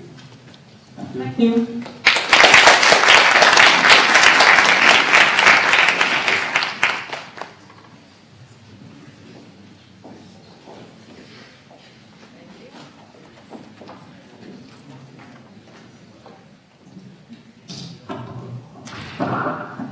you. And now it's 5 minutes of fame for Hermes.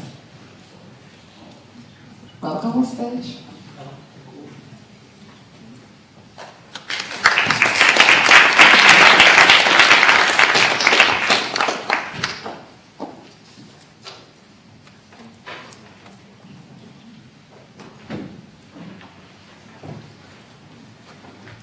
All right, good afternoon, ladies and gentlemen, distinguished members of the jury. My name is Anders Kleverschiöld and I'm going to present our startup, Hermes. Hermes is going to solve the problem of data leakage with the focus on business to business, especially on the banking and finance sector. We are providing a solution for the financial institutions to stop data leakage, take control of their data, to stop the leak of sensitive information that could cause the companies significant financial repercussions. So what is the problem? Every time you go online and you browse the web, you are leaking out data. You are being followed by trackers. They can be advertisement companies, they can be social media, or a host of other services. And they gather information about you. This information can contain, for example, IP address, your browsing history, your location, your preferences. In the setting of a company, this information can be very sensitive. And if it falls in the wrong hands, it can cause you severe problems. Cyber criminals can use this information to target you with malware or launch a spear phishing attack against your company.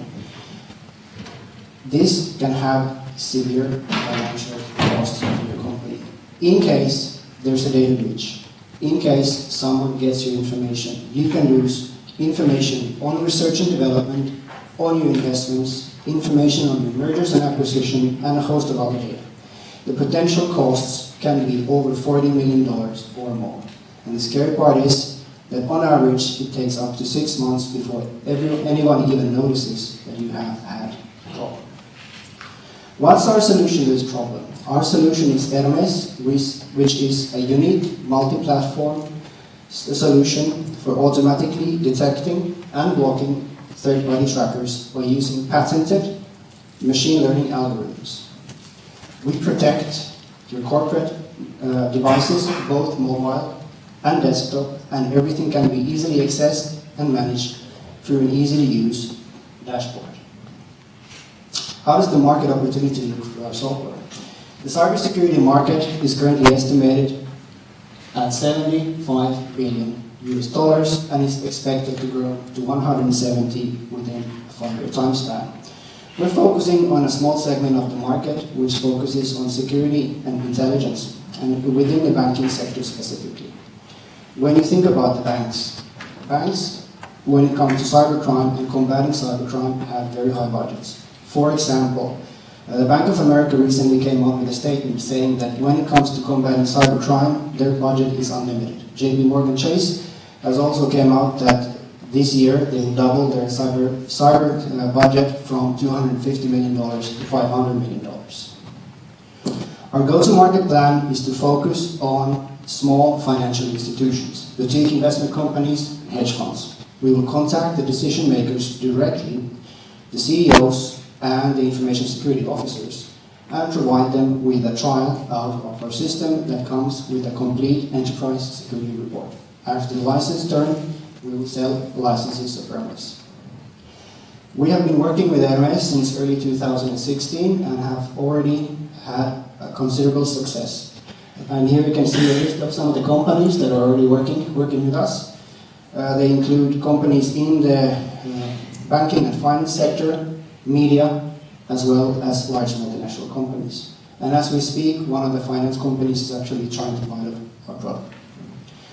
We're looking for a seed investment round in 2017 with additional investments in 2018 and 2019. And as you can see, we plan to quickly generate revenue with our platform. As for the competitive landscape, of course, we're not alone. There are other companies that are doing the same similar thing. What distinguishes us from the competition, that we are smarter. We can do traffic filtering in a much more efficient and better way. We can automatically generate blacklists that nobody else can do. And we protect you outside your corporate VPN.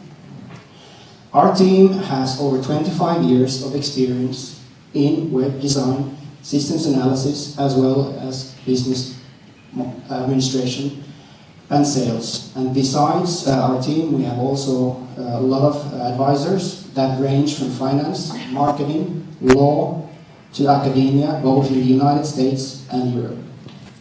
We have recently participated in the European Innovation Academy, where we were finalists. We're currently having a working prototype that is under testing, and in 2017 we have been invited to participate in the Alchemist Accelerator, which is one of the premium accelerators in Silicon Valley. Thank you very much for any information. Please, we will have more than happy to answer any questions. Thank you very much.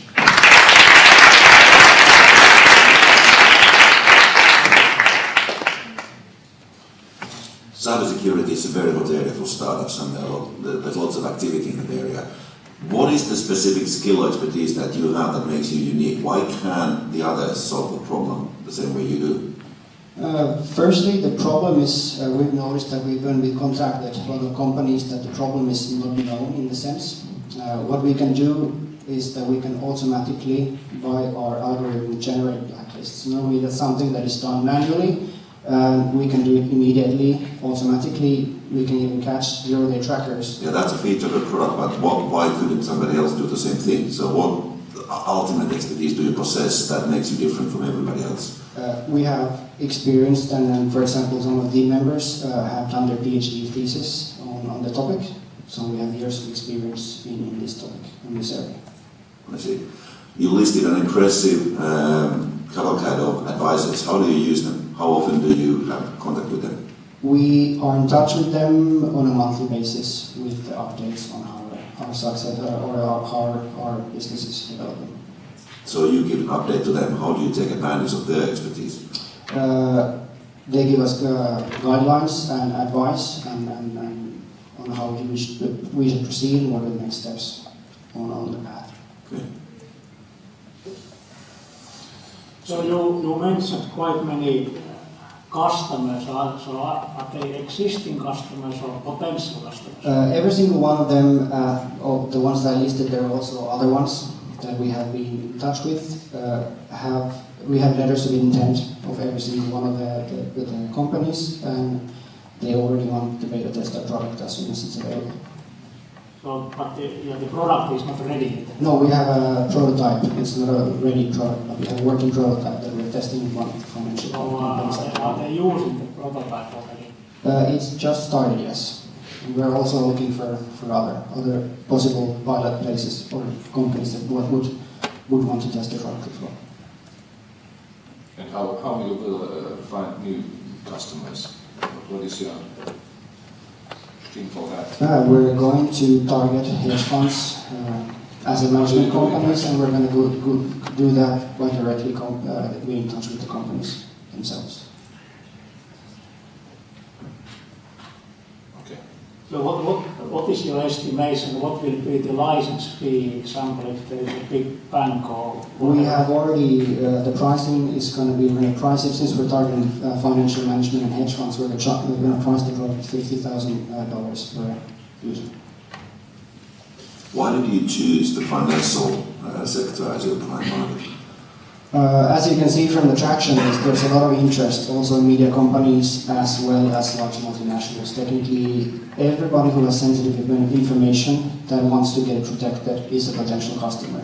We just need to focus on one smaller segment first, and that's why we're talking banks and financial institutions. Why did you decide to focus on that particular segment? Banks have a lot of sensitive information to protect. It's an accessible market, and we did a market study contacting several asset management companies, and every one of them was interested on the product. Okay.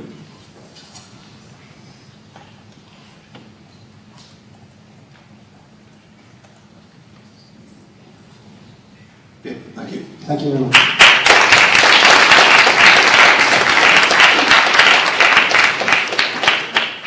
Thank you very much. And I'm very proud to announce the next finalist because they were the most promising startup during our summer launchpad business incubator. Husky Hearing.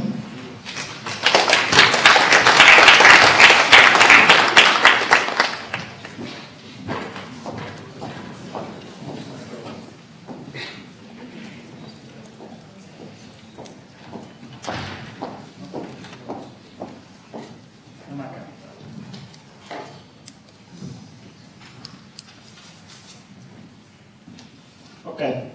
Hi, we are Husky Hearing, and this is our story. There was a girl which everyone thought she was crazy. Guess why?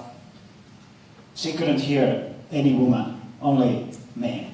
And her problem was hearing, she had hearing problems.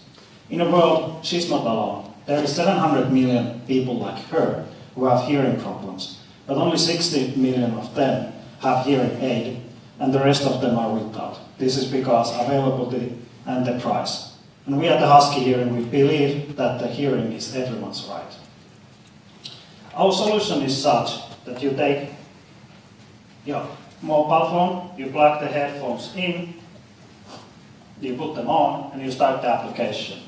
The application works in a way that sound comes in from the headphones, it goes in the mobile phone, and you hear it from your head.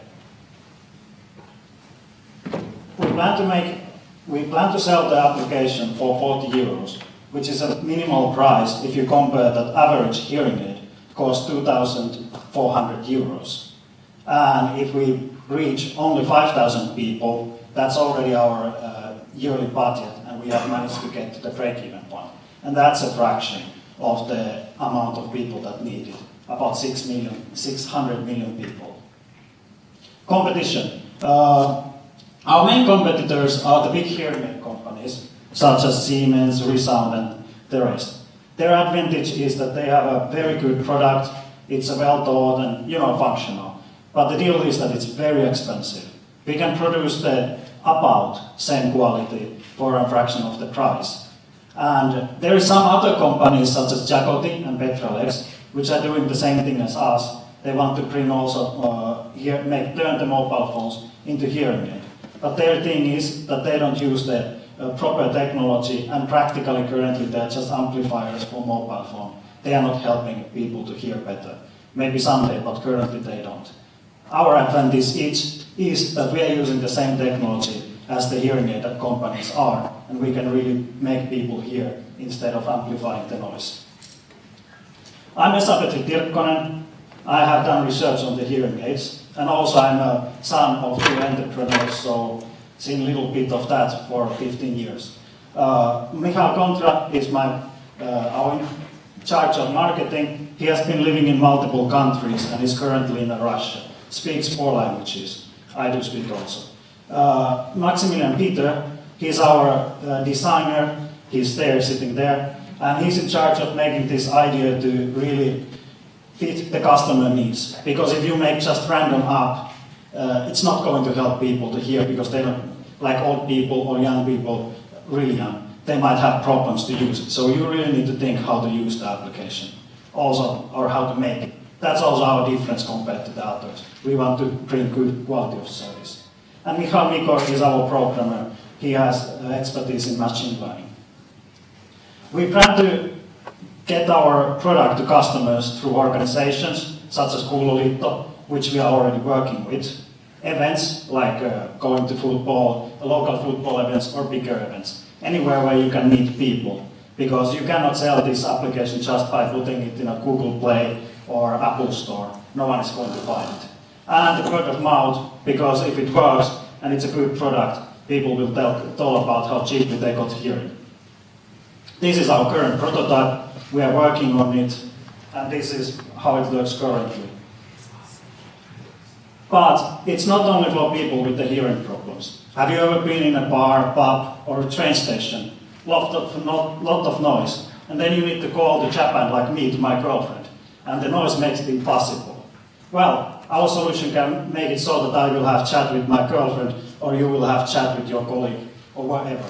And thus, our solution is everyone. So that we can hear at the train stations, have our phone calls, listen our music, or go in the forest and listen to birds. Husky hearing, hearing for everyone. Thank you.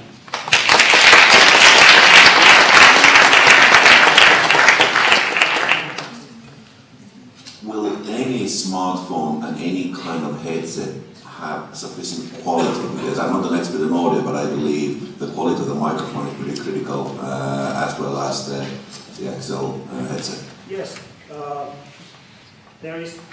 Okay, it doesn't work. There is like not every single smartphone can work because there is some processing needs. But in reality, the battery is bigger thing. But what we have searched through, it's surprising how bad quality headphones can work, and it's surprising how bad quality smartphone can do it. It's really quite minimalistic, but sure, there is minimum limitations to what can support. And like African smartphones, which come from China, blow up in 1 week, they might have some serious problems, but the rest should work. Okay, there was a price mentioned that it was 40 euros, and yes. The competitor price was 2,400, right? Yeah, for the professional hearing aids. The Petrolets has like, I think 5 euros, but it doesn't do, well, it's not in reality doing its job currently. Okay, but those real competitors, as your side, why your price is so cheap? Because, well, I guess it could be higher, but we were thinking that with the 40 euros we will still, as a company, do quite well, and it's reasonable for the customers. But I believe we could price it a lot. It depends completely how you are doing the marketing. But it's just a price we calculated we will make a lot of profit and still be approachable to different continents and such. Okay, you mentioned at the beginning that there was 700 million people with hearing problems. Okay, how many of those can get help from your solution? Well, those which have access to smartphones, which is surprisingly a lot, but not everyone. I haven't yet calculated because it's there is many factors, how big part of that, but let's say 300 million is probably much closer to that. And, well, I can say surely how big part of them can get help, but those which are not completely lost their hearing, then it's a different solution they need, but quite majority. And when you use your solution, the mobile phone should be on hand? No, it can be on the pocket. It's the headphone or Bluetooth headphone which is taking the sound. Okay, give it. Okay, thank you. So basically, then if I would like to have that kind of product, I go to the App Store and then I buy it from there. Yeah, if that's the approach you take. I don't think that that's the main way to sell this product because most of people won't find that. We will need to do a lot of physical sales in some way or marketing in order to really bring it. I really don't think that the old people are going to get it from the App Store. So. But that's for those who find it from App Stores, that's a way for them. So how will you find those old people and the potential customers actually? Kuulovitto is one big thing in Finland which we are already cooperating with, but also we would need to go where they are, events they do or advertise locally. We were thinking of also making physical events such as play music and have our product visible.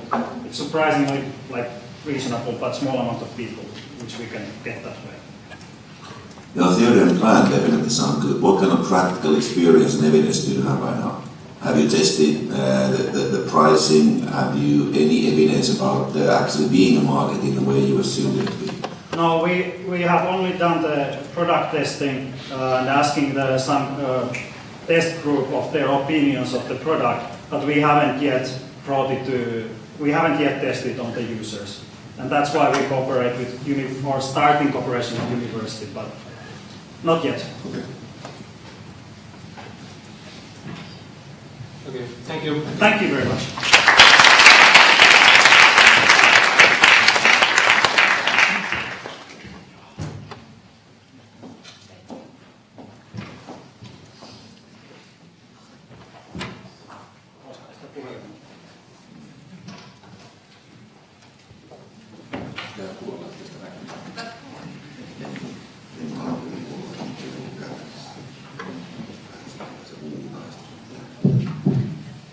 Thank you.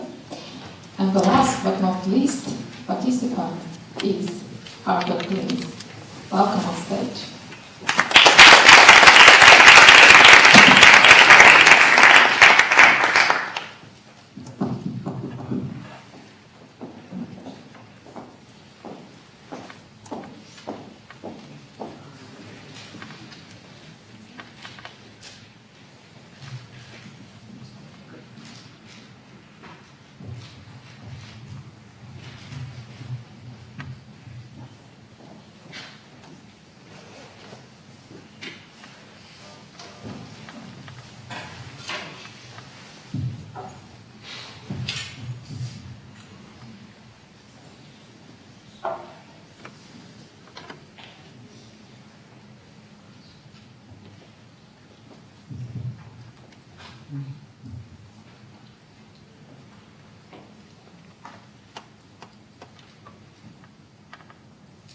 Good afternoon, everybody.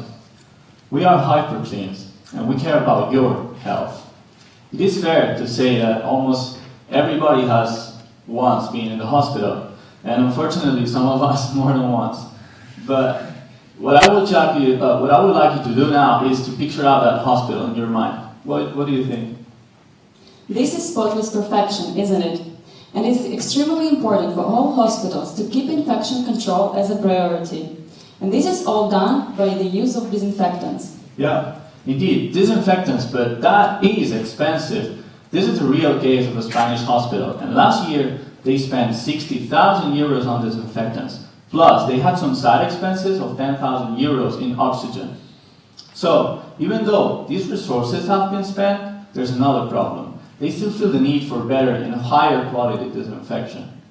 For example, we contacted the hospital of Turku, and they were saying that the extra cleaning measure could give some more advantage for them. So you can see that the hospitals experience some difficulties with the disinfection process. And for this problem, we came up with a solution, and today we are proud to present it. We call it Magic Box. This is the device that produces disinfectants on site at low cost with user-renewable resources. It makes high-quality disinfection affordable, and moreover, it produces oxygen. Oxygen is a vital resource for all hospitals in the world. It is. And this is how our prototype will look like. This is a 3D model that we built. So the process is actually simple. We get water and we process it. We mix it with air, and from there you get your product, which is disinfectants. And also, as the byproduct, we get the oxygen. As she said, energy needed to power out this device can be obtained from renewable resources, such as solar energy, for example.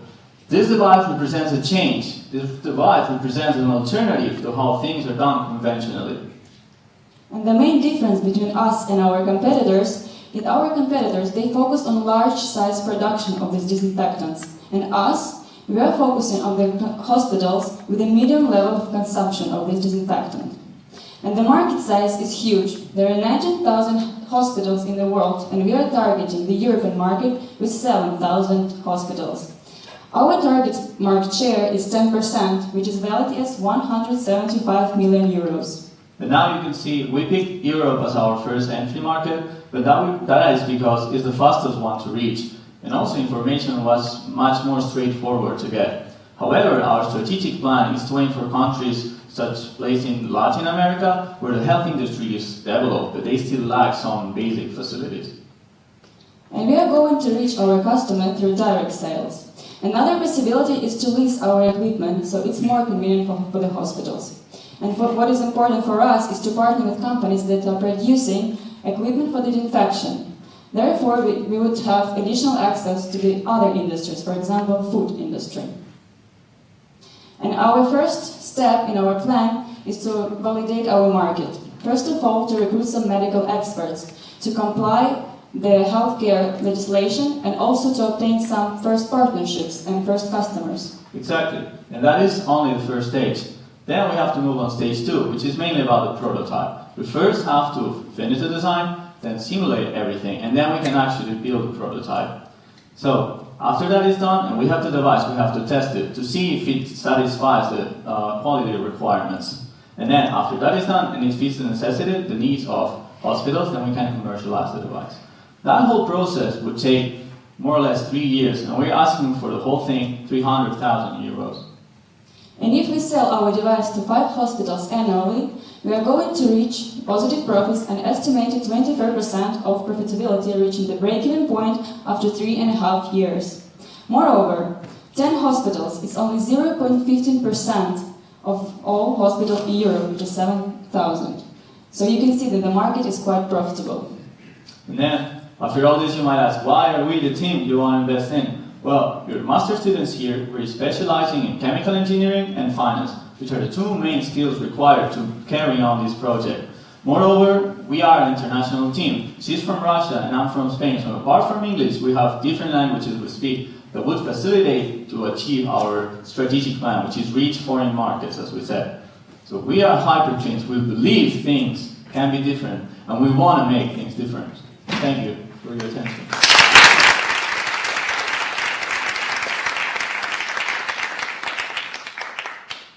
So, what exactly is the core problem you are solving?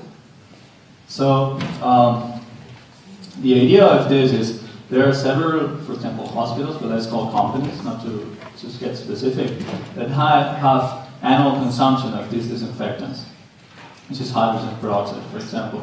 So why, instead of buying it every year and have an expense that you will drag over your whole period of operation, why don't you invest a bit more at the beginning and you can start producing it almost, I wouldn't say free of charge, but much cheaper. When you're saying that the problem you are solving for them is their current cost.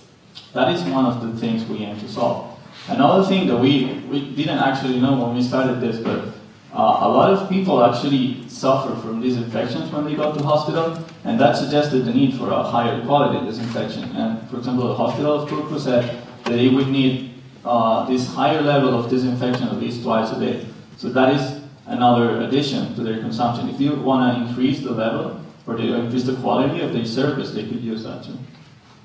Yeah, but that is related to the cost aspect as well, because they could do more today, but it would just cost them more. In your example regarding the Spanish hospital, you said that they spend like 60k per annum on this. I don't know what the annual total budget is, but I would assume that this 60k is chicken feed and running error compared to the total budget. So are they really worried about that 60k? Well, as we asked this question actually, but they were really hesitant on knowing whether the price of our device would be, because this is like mainly an engineering idea and it is really difficult to get the cost. So I don't think they would say no to reducing their cost, but they didn't want to give an answer until they knew the exact price. Yes. Yeah, but every corporate customer has a list of priorities, how to reduce their cost, how to increase their business, and they need to prioritize. And it's just hard for me to believe that something where the current annual spend is at the 60k level would make the top priority and for them to get anything done with it. Well, yeah. But this is just our offer there for them, an additional solution to solve the problem and cut some costs. And if they cut them this cost, they might hire more experts or invest in higher advanced quality equipment for disinfection. Actually, I was also wondering about the same thing, because in the Spanish hospital, if they really use the 60,000-70,000, and then your equipment will cost 250,000. So they cannot eliminate that 70,000 totally, because there is still, your equipment has some costs, so the payback time could be very long. Yeah, well the thing is, yeah, as I said, it's really difficult to get the cost from suppliers because, as you said, I think you have seen in the model, there are a lot of equipment. It's really hard to get the detail what the price of that be, and it changes a lot from who you're asking at. And for example, production, this device was designed for a set production, but hospitals probably need less than that. So also the cost, which is really dependent on the price of construction, well, that would be much less. So even though the expenses would be 60K, the price of our device, if the production rate is lower, then the price would be lower too. As we mentioned that we can lease our equipment for them, so maybe it's more convenient for hospitals if they're interested in that. And moreover, the Spanish example is just one example. We are still in contact with other hospitals and we still lack of information and market information. Therefore, we are in our process in order to ensure the market. There was mentioned some competitors also. What was their price? Your price was 250K. What was their? Yeah, well, they, as we said, they focus on large-scale production. So they produce. We are talking about producing 100 tons per year of this chemical, let's say. But they produce 1,000 times more than that. So they aim for the large scale. It's not really that you can compare like the price of the device itself to the price of the bulk chemical. The chemical itself, when talking about industry, is somewhere around 1,000 euros per ton, more or less. That is their price. But that's the price like they sell it for. Today I found from Finnish Technical Talous an article of Pohjois-sairaala, who is getting almost similar system in their new hospitals. So they are building with local companies in here in Finland. System which is concluding everything else also, but the competitors are very fast nowadays. How fast you can be now? Well, I mean, we are only 2 people right now in our team, and that is why the first thing that we wanted to do is validate market and get expert on that so that we can scale up faster. Because right now our core is not that. It's and as we said, we require at least 3 years in order to develop the prototype, to validate the market, and then start commercialization. But we would like to know more about those systems after, because we know that they are, these hospitals mention these HPV technology a lot of times, and that's why we mention also food industry, because that's another application. We're not just targeting hospitals, because we partnership with these kind of HPV technology companies, we can get to other markets that might have also a medium consumption, and this device could feed them. So that's something we don't know yet. So is there anything what you could patent in the process of equipment? Well, the process itself, the chemical process, it's really old. So that has the plus that is really mature, but you cannot patent this process itself. What we thought of is combining different ideas that already existed and give it like a market to it, which is really powerful in maturity. And our main advantage is nobody has think it through already that way, because it's the other way of doing things. We are taught in our engineering school that you have to go big, that you have to put everything together to make costs lower. But if the process allows you to do it the other way, then that is our competitive advantage. Thank you. Thank you.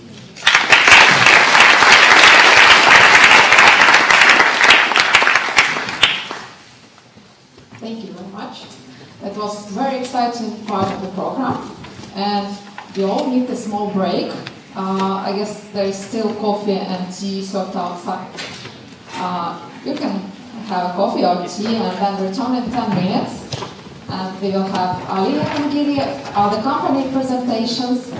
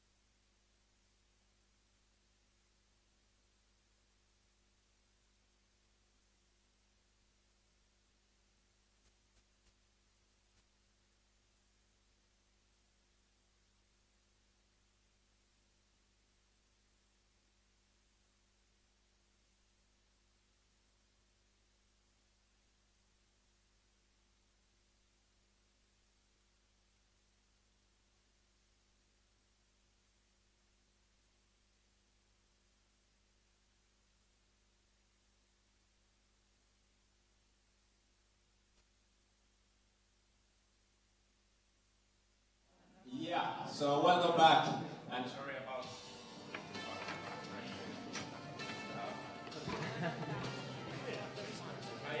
sorry about the coffee ended in the lobby, but it's time to continue. And now we have last year Idea winner Innometry. Please welcome.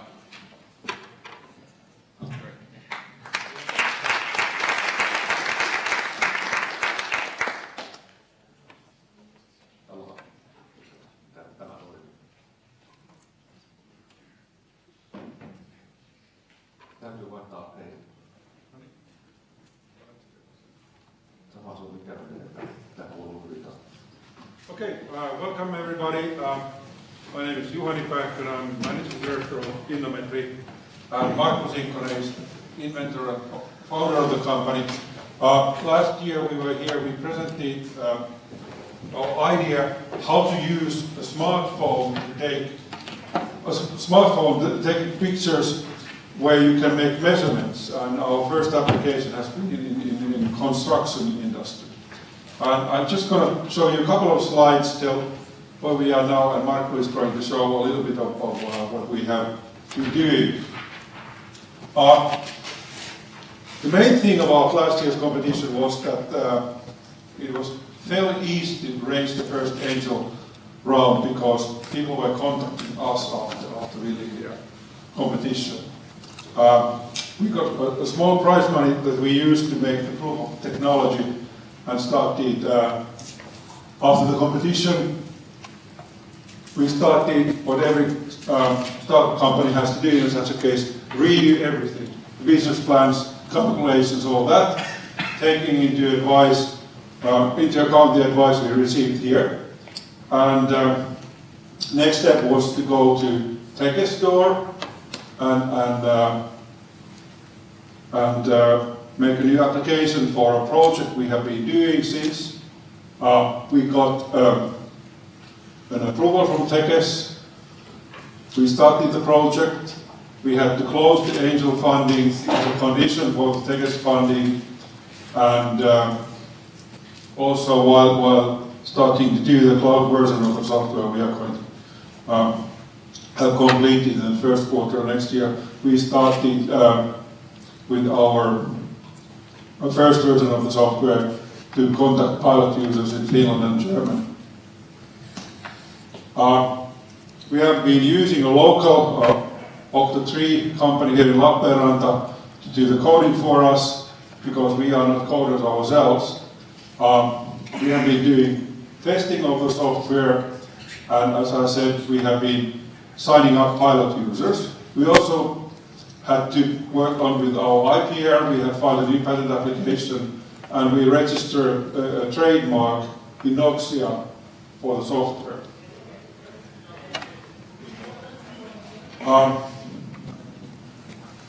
At the end of this month, we're going to be in Berlin. We have a couple of pilot users there, and they are organizing with us a roadshow. We are going to have some architects and other construction industry people to come and see our software, and we are of course trying to sign up German pilot users there.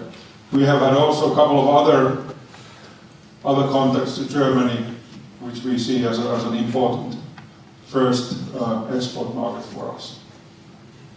And we have been recruiting. I started 6 months ago, and we are now looking for our fourth employee. So if you guys are on the technical side, you might want to contact us. Have we met any surprises so far? Yes, of course. First of all, the timetable schedules, even though we thought they were very realistic, they seem to be a little bit optimistic. Another surprise was that our cost budget, we have met the budget. We haven't been overspending. We are right on the track of completing the project in the budget. So that indeed is a surprise in all project works. And the biggest surprise was that in the current work environment in Finland, companies are so tight that people don't have time to adopt new ways of working. So there has to be an immediate reward if you start doing something. The piece of software has to be so easy to use that our pilot users immediately see that they want to continue using. If they need to train 2 days for that, the time slot is gone. Now Marco is going to talk a little bit about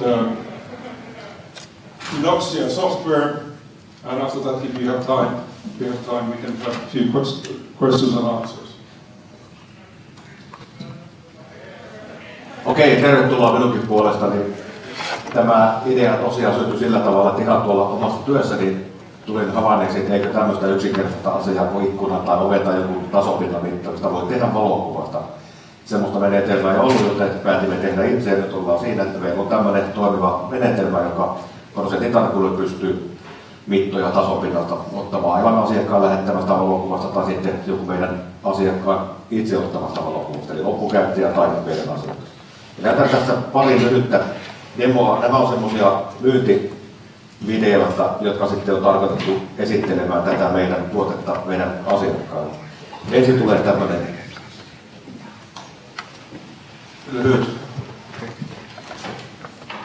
saksankielinen video.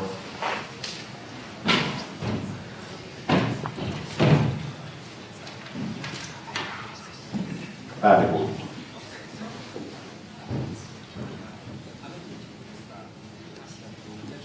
Anhand der Smartphone-Fotografie, die der Kunde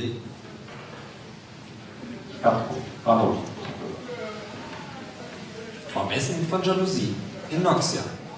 Wir zeigen Ihnen hier, wie man die Maße von Jalousien mittels Inoxia-Software bestimmt. Sie erhalten alle nötigen Messdaten für die Anfertigung der Jalousien anhand der Smartphone-Fotografie, die der Kunde Ihnen zuschickt. Sobald Sie die Vermessung gemacht haben, können Sie diese direkt auf dem Foto anwenden und zeigen, wie die neuen Jalousien aussehen werden. Nun können Sie dem Kunden das Angebot mit dem Foto der neuen Jalousien schicken. Vielen Dank. Vaikuttaa todella yksinkertaiselta ja niukasti ihmiset sanovat, että miksei ole aikaisemmin keksitty. Se näyttää, tuntuu ja on helppo ja yksinkertainen käyttää, mutta siellä on sisällä melko monimutkaistakin tekniikkaa. Ja se, että me ollaan kontaktoitu ihmisiä, niin kuin Juhani äsken mainitsi tuossa, niin se, että ihmiset ei heti halua ottaa uutta käyttöön, tuntuu olevan jonkunlainen kynnys, koska kaikilla on kiire ja paljon paperikoita, mitä pitää ruveta käymään läpi. Niin nämä videot on sen takia, että näytetään kuinka helppoa. Tässä tulee seuraava hiukan pitempi, ei liian pitkä video. Tämä kertoo semmoisen seinämitoituksesta. Ja tämän jälkeen näytän teille sitten itse tekniikkaa. Welcome to use the new Inoxia software. With Inoxia, you can get all the measurements you need from a photo, which your customer has taken with an ordinary smartphone. You can make vertical measurements and horizontal measurements. With just 2 mouse clicks, you get the horizontal and vertical dimensions of this window in the middle of the wall. You can also measure this wall by defining its corner points. By making your work easier, Inoxia saves you time and money, so that you can make many more quotes. Thank you. Näiden äänittäminen ei, se oli tosi työlästä. Käytettiin ääninäyttelijä siinä. Tässä nyt kun seuraavaksi näytän tuommoisen lyhyen videon, niin siinä on ääni tulee tästä ja tuo on äänetön video. Eli kerron teille, miten me tehdään tuo asia. Eli siinä tarvitaan, laitamaan käyntiin sen 3. Eli mitä me...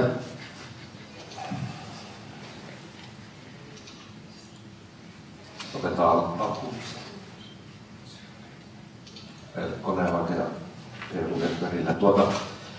Eli me tarvitaan tuolta kuvasta suorakaiteen muotoinen alue ja kerrotaan sille ohjelmalle, että tämä alue on suorakaiteen muotoinen. Sen jälkeen meidän ohjelma muokkaa sen perspektiivin ja se tulee tuo digitaalinen tuossa pikselikartta semmoiseen muotoon, että se on joka paikassa sama. Sitten tarvitaan joku tiedetty alue.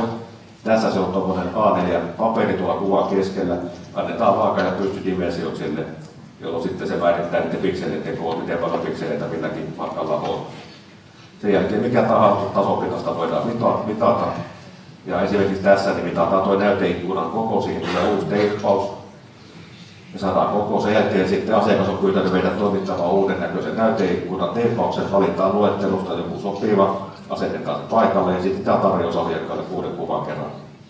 Unohtuu mitata, mahtuuko paketti, otetaanko vipan alle, jos se mahtuu tai mitä tahansa mittoja tuosta saa.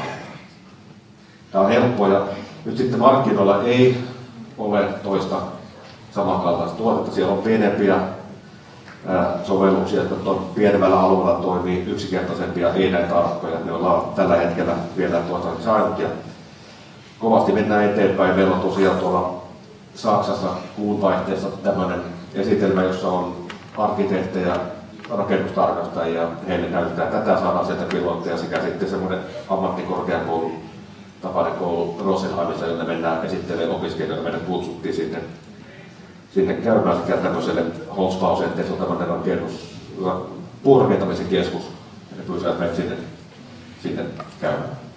Nyt jos teillä jotakin kysymyksiä, if you have some questions, you are will ask in English and I will do it in Finnish. Thank you.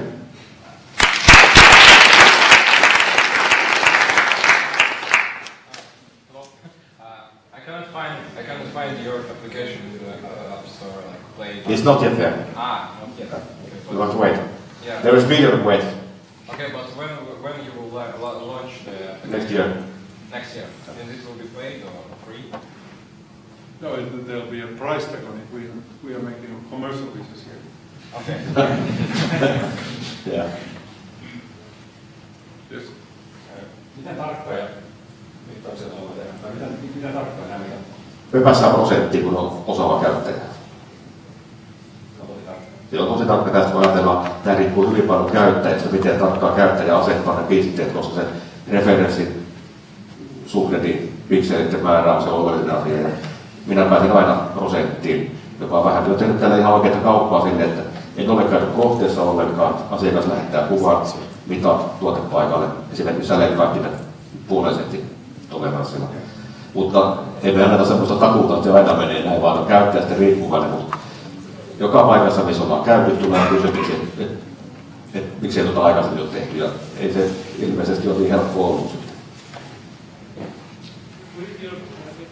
Onko tämä kopioita, missä kiinalaiset keksii tuon kohta? Ei ne keksi, ne kopioi nimenomaan. Mutta kaikkihan on kopioitavissa. Ei ole semmoista, että kukaan vielä mitään voi kopioida. Mutta on meillä siellä, meidän koodalle on keksinyt sinne 500 juttuja sisälle. Ei se nyt ihan kädenkäänteessä käy. Me ollaan ensimmäinen, tarkoitus on nopea, äkkiä markkinoilla. Sen jälkeen tulee kilpailut totta kai perässä. We can take one more question there. With your target customer. Sorry?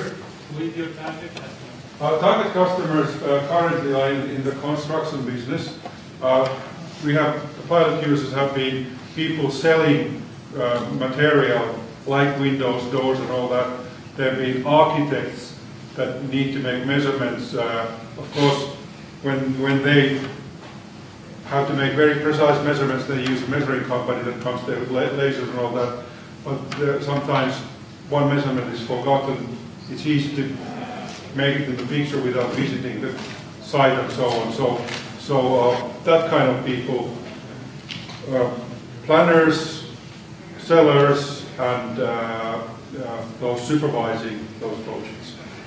Applications areas, there are others as well, but we started with this construction. Thank you. Hyvä. Kiitoksia kaikille, jos ei enempää. Meidän osalta tämä oli tässä ja menetystä uusille. Kiitoksia.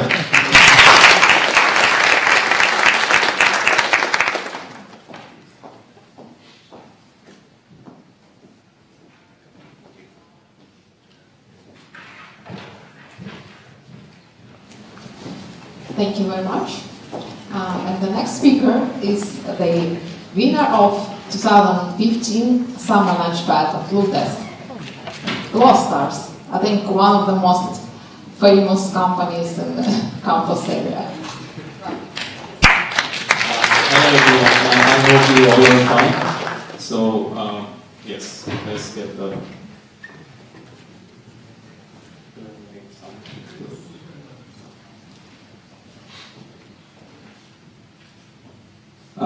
Hi. So, little bit about Gloucester's, if somebody doesn't know, it's a social media platform which is different than what you use currently. It's in a development stage, but we have already something to show.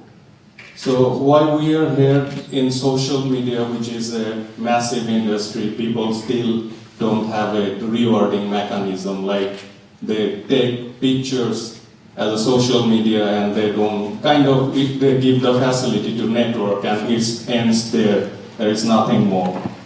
And then there are people have different leads. People want to sell pictures, people want to have their portfolio, and they have to browse different platforms for it. But it's a very simple tweak. I don't know why nobody has thought about it. So we thought, let's make life easy. So yeah, this is what it is. If you share a picture, there is a possibility you can win some prizes. And as a professional photographer or semi-professional, or just you have a nice picture someone wants to buy, you can sell it, and buyers can of course buy it with simple clicking. Then there are for professionals, everybody wants to have a portfolio, so for professionals there will be option to have a portfolio in the same platform rather than make it in Flickr, paste the link in Facebook and say, hey, I have a portfolio in Flickr. You can have it in one social media. Then of course, the things are getting very virtual. Now people really don't have to visit around and make contracts. So if you find someone who is a good photographer, you have an event or something happening, you can find that photographer from that region and hire him through online, pay him also through the same platform. So this is the idea of Gloucester's. So we have a now website already up and running. We're still developing, but why we have kept it open for the people so that we can get real feedback, how people are getting, are they liking it, what we should improve. And without any marketing at all, we have more than 7,000 pictures uploaded in the site. There are more than 3,500 pictures uploaded in the competition. And we have organized 3 photo exhibitions with pictures coming from more than 30 countries. And of course, we are sitting in this small town, so it's not a joke. We are bringing pictures from 30 plus countries. So these are some user reactions. People, when they win something, when they visit the exhibition, they will share these moments, and we just do some screenshots. There are many more. This is just a glimpse of it. So these are the countries where our users are currently are. Of course, not thousands of users, but at least we have managed to reach people from these countries just without doing anything and sitting in Lappeenranta, a small city. So what's coming? Our mobile app, the Android version is in my mobile. I'm testing it. Why we didn't put it in market? Of course, because this thing is fully built by students of LUT and SIMA. So you can understand we are not fully pro, but that's the thing, we are not afraid of trying. So the Android version is in my phone. iOS will take big time because iOS we have to do more testing for that. Then comes the page option. So for organizations, celebrities, brands, they can have their pages and interact more easily with their clients. I mean, not clients, kind of fans. This is about the team. So there are 9 permanent members, then 4 are doing internships, 5 have already completed their internships, and 7 nationalities people are working in this platform.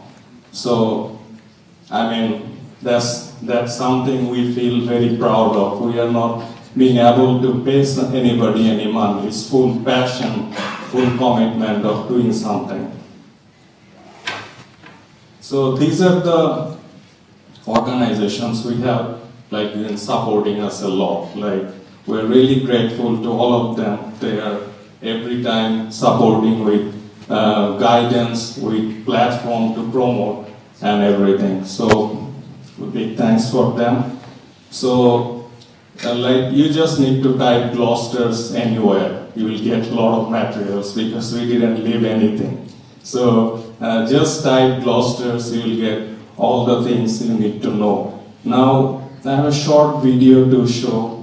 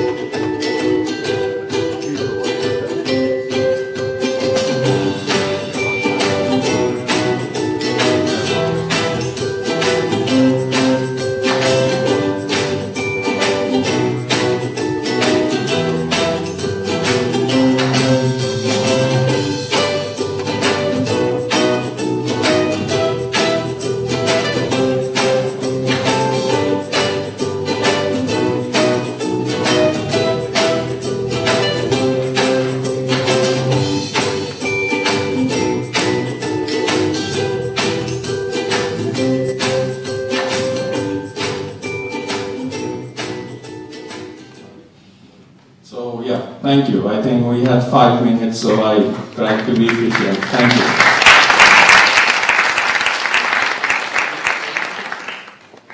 Any questions at this point? Okay, that's good. That takes like easy. Okay, thank you.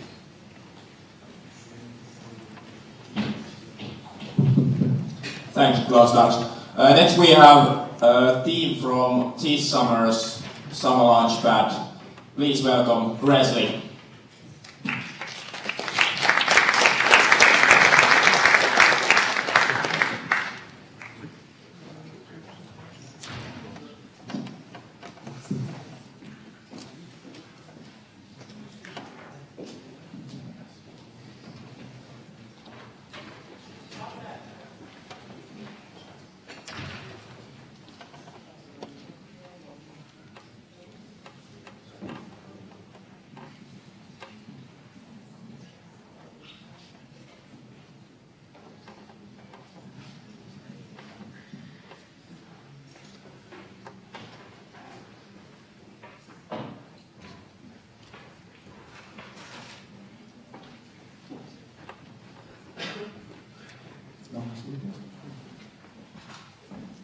So everyone just give us 1 second, please.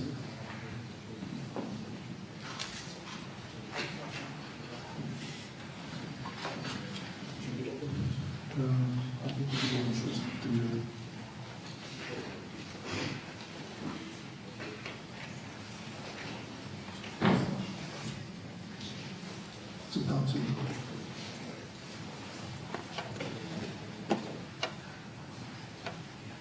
We're just opening the website to show you the sample and then presentation.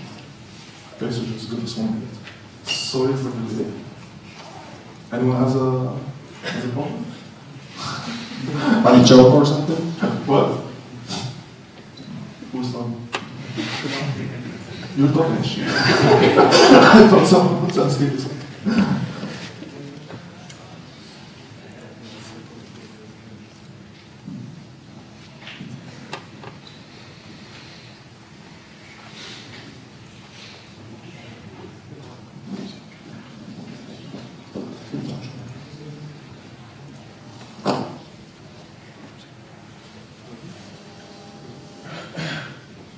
Would you prefer to take this one or not? You look better with that. Are you sure? Yes. Okay, let's start right. Everything's good?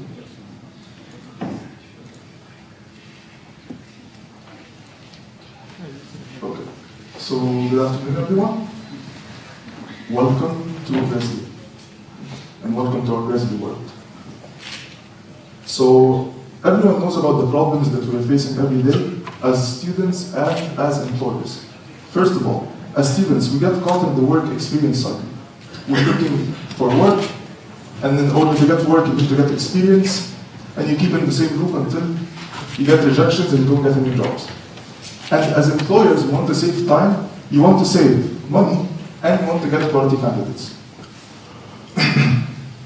So, in the Finnish market, we have a very decent number of employers, students, and businesses. So that's where we came with the solution, and the solution is that an online market ready to hire candidates. For students, we're going to provide them with self-development, networking, and linking skills to jobs. And for employers, we're going to provide them with efficient hiring, quality candidates, and to give them time to focus on their core business. So that's where we come in to register with our website, 4 simple steps. First of all, you need to register with the registration of the website, and you'll automatically be registered as a self-employed with Ukko and Easy, which are partners who take care of the tax paperwork, so you don't have to worry about anything as a student, as a service seeker, or a service provider. Second thing, you have to create the profile and start networking. The third thing, you can use our self-development tools and certificates and get noticed and hired instantly. Our position is in the market. We have a lot of competitors such as Work Pilots, Upwork, Me2Me. So we're filling in the gaps of all the services that are provided all over the world. So our competitive differentiators is that we're focusing on students and fresh graduates. We're cutting the length of the hiring process, and you have the freedom to offer multiple services as a student or as a service provider. Our main revenue stream is going to be between 15 and 17% from the whole process of the hiring. This is our team. We're a very multinational team from all over the world. And right now, Matti. Morjesta kaikille ja kiitos, että olette päässeet tänne näin. Me Matti. Ja tosiaan, tuossa viitattiin äsken siihen, että kuinka moni on ollut semmoisessa tilanteessa, että tarvitsee työkokemusta saadakseen töitä, mutta töissä vaadittaisikin jo sitä työkokemusta. No, se on monelle varmaan ihan jokapäiväinen ongelma, mutta meidän ratkaisu on tarjota siihen ratkaisu, jotta saataisiin katkaistua tämä kierre tarjoamalla projektiluontoisia freelance-palveluita opiskelijoille ja muillekin sidosryhmille. Siellä niissä projektiluontoisissa tehtävissä pystytään kasvattaa osaamista ja taitoja, mitkä osaltaan vahvistaa jokaisen jalansijaa siellä suunnassa, missä sit tulevaisuudessa haluaa ollakin. Meidän ratkaisu on tarjota joustava väline työ- ja tekijän välille, linkittyä ja verkostoitua niin, että katkaistaan turhia välikäsiä, niin kuin äsken sanottiinkin.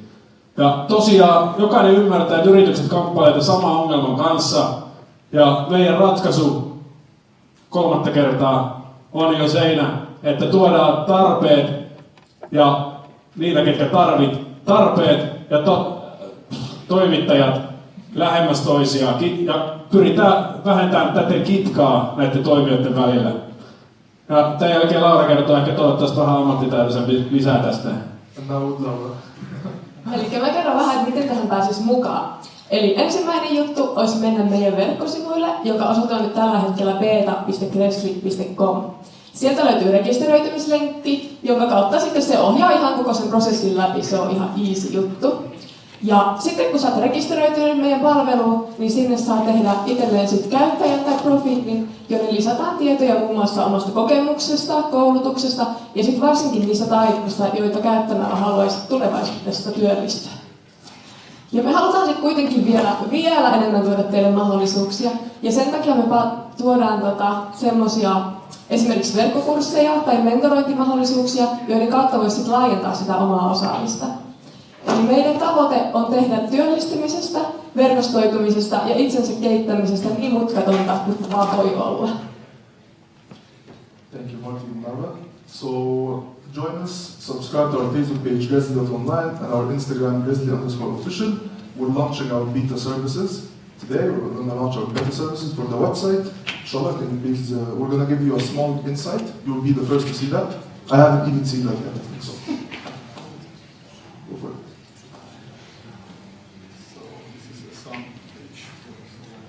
Okay, so this is the sample page for the service provider. It shows you on the left a small CV, and in the middle you can show the services that are being provided.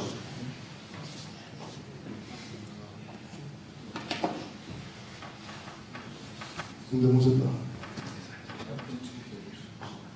Right click. Technical difficulties. Okay, here it is. And this is for the service seeker. You can see on the left the location and who he is, and you can see that he posted on our newsfeed that he's looking for a web developer. This is an example. Now let's show them sample of the homepage, and this is the homepage where we have the newsfeed like LinkedIn and Facebook, so everyone can connect and network and see the updated news. So just show them how to log in our main page. So please visit our website, beta.grizzly.com, okay, which will be ready tonight, hopefully, and register with us and get ready to make benefit out of your talents. Thank you, guys.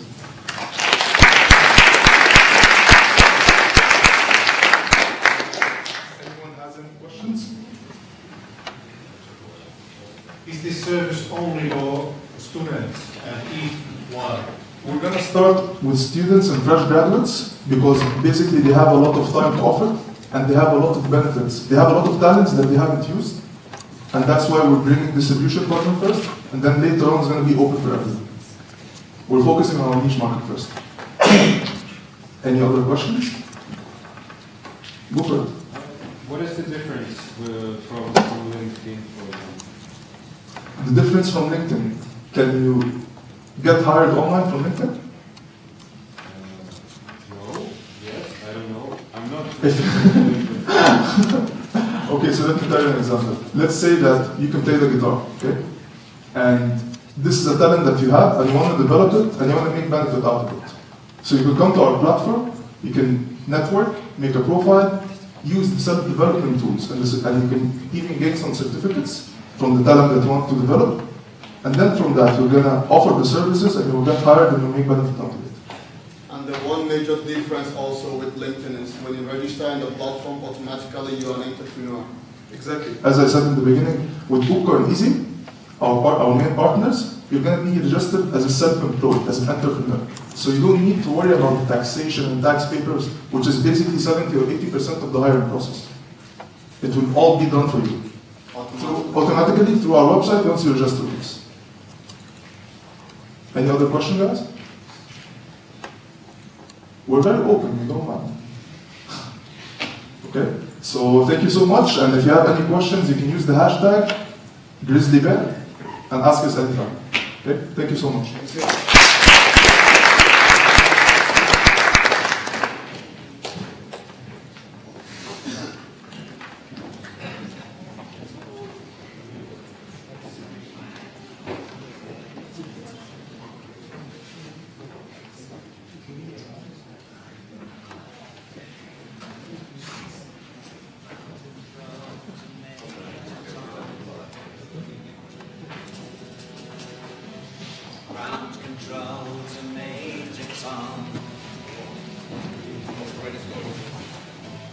Take your protein pills and put your helmet on.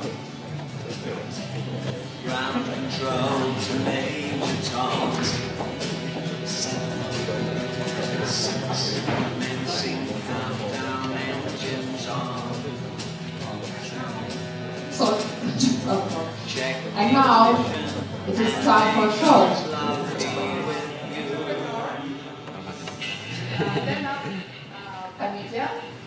Master of Science, and the commentaries. Ali Akademir, welcome on stage. Thank you. Thank you. This is great. Hello. Thank you. Give a round of applause for Olga, ladies and gentlemen. Hello. Thank you so much. Thank you for the introduction song. Ground control to Major Tom. I don't know. That was weird. All right. Hello. How's everybody doing? Everything okay? Yeah. Okay. You guys seem to have a lot of energy today. How long have you been sitting here? 4 hours. What? 4 hours, no break? You had a break? Let's do gymnastics. Do gymnastics? What? This doesn't work, does it? It just goes on and off. Hello? Hello? Is this the technical universe? This is the work you worry about, man. Whoever designed this. Hello. Good being here. My name is Ali. I'm a comedian. And then thank you, Svante, for getting me here. Svante is, man, you're wow. I have to admit, I've never had, I do a lot of gigs like this, you know, so I have like a customer and they ask me to come perform at their event, and then rarely there is a person like Svante. I don't know, do you guys know Svante? How many of you know him? How many of you work with him? He is the one to employ. Definitely, because he's been on my back for like a month. Like, are you coming? What time are you coming? You want me to come and pick you up? So I'm just, that's why, I mean, even with that, I was late. I was late because I'm going to LUT Entrepreneurship. It's only like 2 hours from my house. And then I came, and then on the way, I didn't know that they're building a highway, because I don't come to LUT Entrepreneurship that often. So I was just like, I'm going to go through Valima, and then fuck. It was horrible. I was just sitting behind like trucks, just going like, Rah! You know, like when you leave too late and you know you're going to be late, and then there's somebody in front of you who doesn't know how to drive, and they're just going like, and then you're just going and you're going like, Rah! And just, bah! So, but anyways, it's good. I'm here now. I'm here and I'm live. I'm alive. That's good. I don't know. I saw a couple of. I saw like the last piece.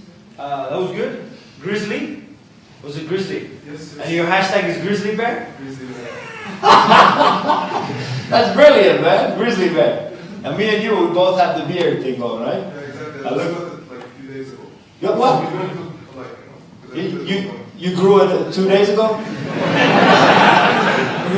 too, man. I didn't know that. I didn't know that. That was weird, man. Where are you from originally, man? Egypt. Okay, that's cool. I'll prove you wrong, man. That's cool, man. How long have you been in Finland? Been living for nearly 3 years. 3 years? I love Valentine. That's the place you chose. Congratulations, man. I heard it's very beautiful during the summer. And then there's winter. But it's good. I don't know. Honestly, when I come here, like to universities and stuff like that, because I'm 35. I'm not saying I'm old, but because I mean there are like older people. I don't know why I'm looking at you, but you seem old. How old are you? 36. 36. Get the fuck out of here. This is like the whole. Except for the ladies, everybody else is like really, really old. Like gray hair and stuff like that. Or no hair. No hair, yeah, that's true. What's your name? Petri. Petri. What do you do, Petri? Well, I'm checking this, choosing the competitor for Team Finland prize. Oh, you're choosing the. Oh, so you have I'm like. choosing alone, so I'm very subjective. So you got money and stuff? Oh, okay. Because I thought if you have money, I'm just. Okay. Do you work in Lappeenranta? What is your occupation? Actually, I'm in Helsinki. Oh, you're in Helsinki? Yeah. Okay. What do you do there? Work at FinPro. Oh, FinPro. Yes. Oh, that's very good. I've applied many times for you. Come again. Yeah, no. You've never given me any money, man. Why should I come again? Yeah. So every time I come here and I see like all these technological things that people are doing, it gives me hope. But then at the same time, I realize that we're like really, really old. Like kids, now they know technology, we don't. Like I got a 4-year-old daughter, and this is like a true story, and I'm going to tell you guys.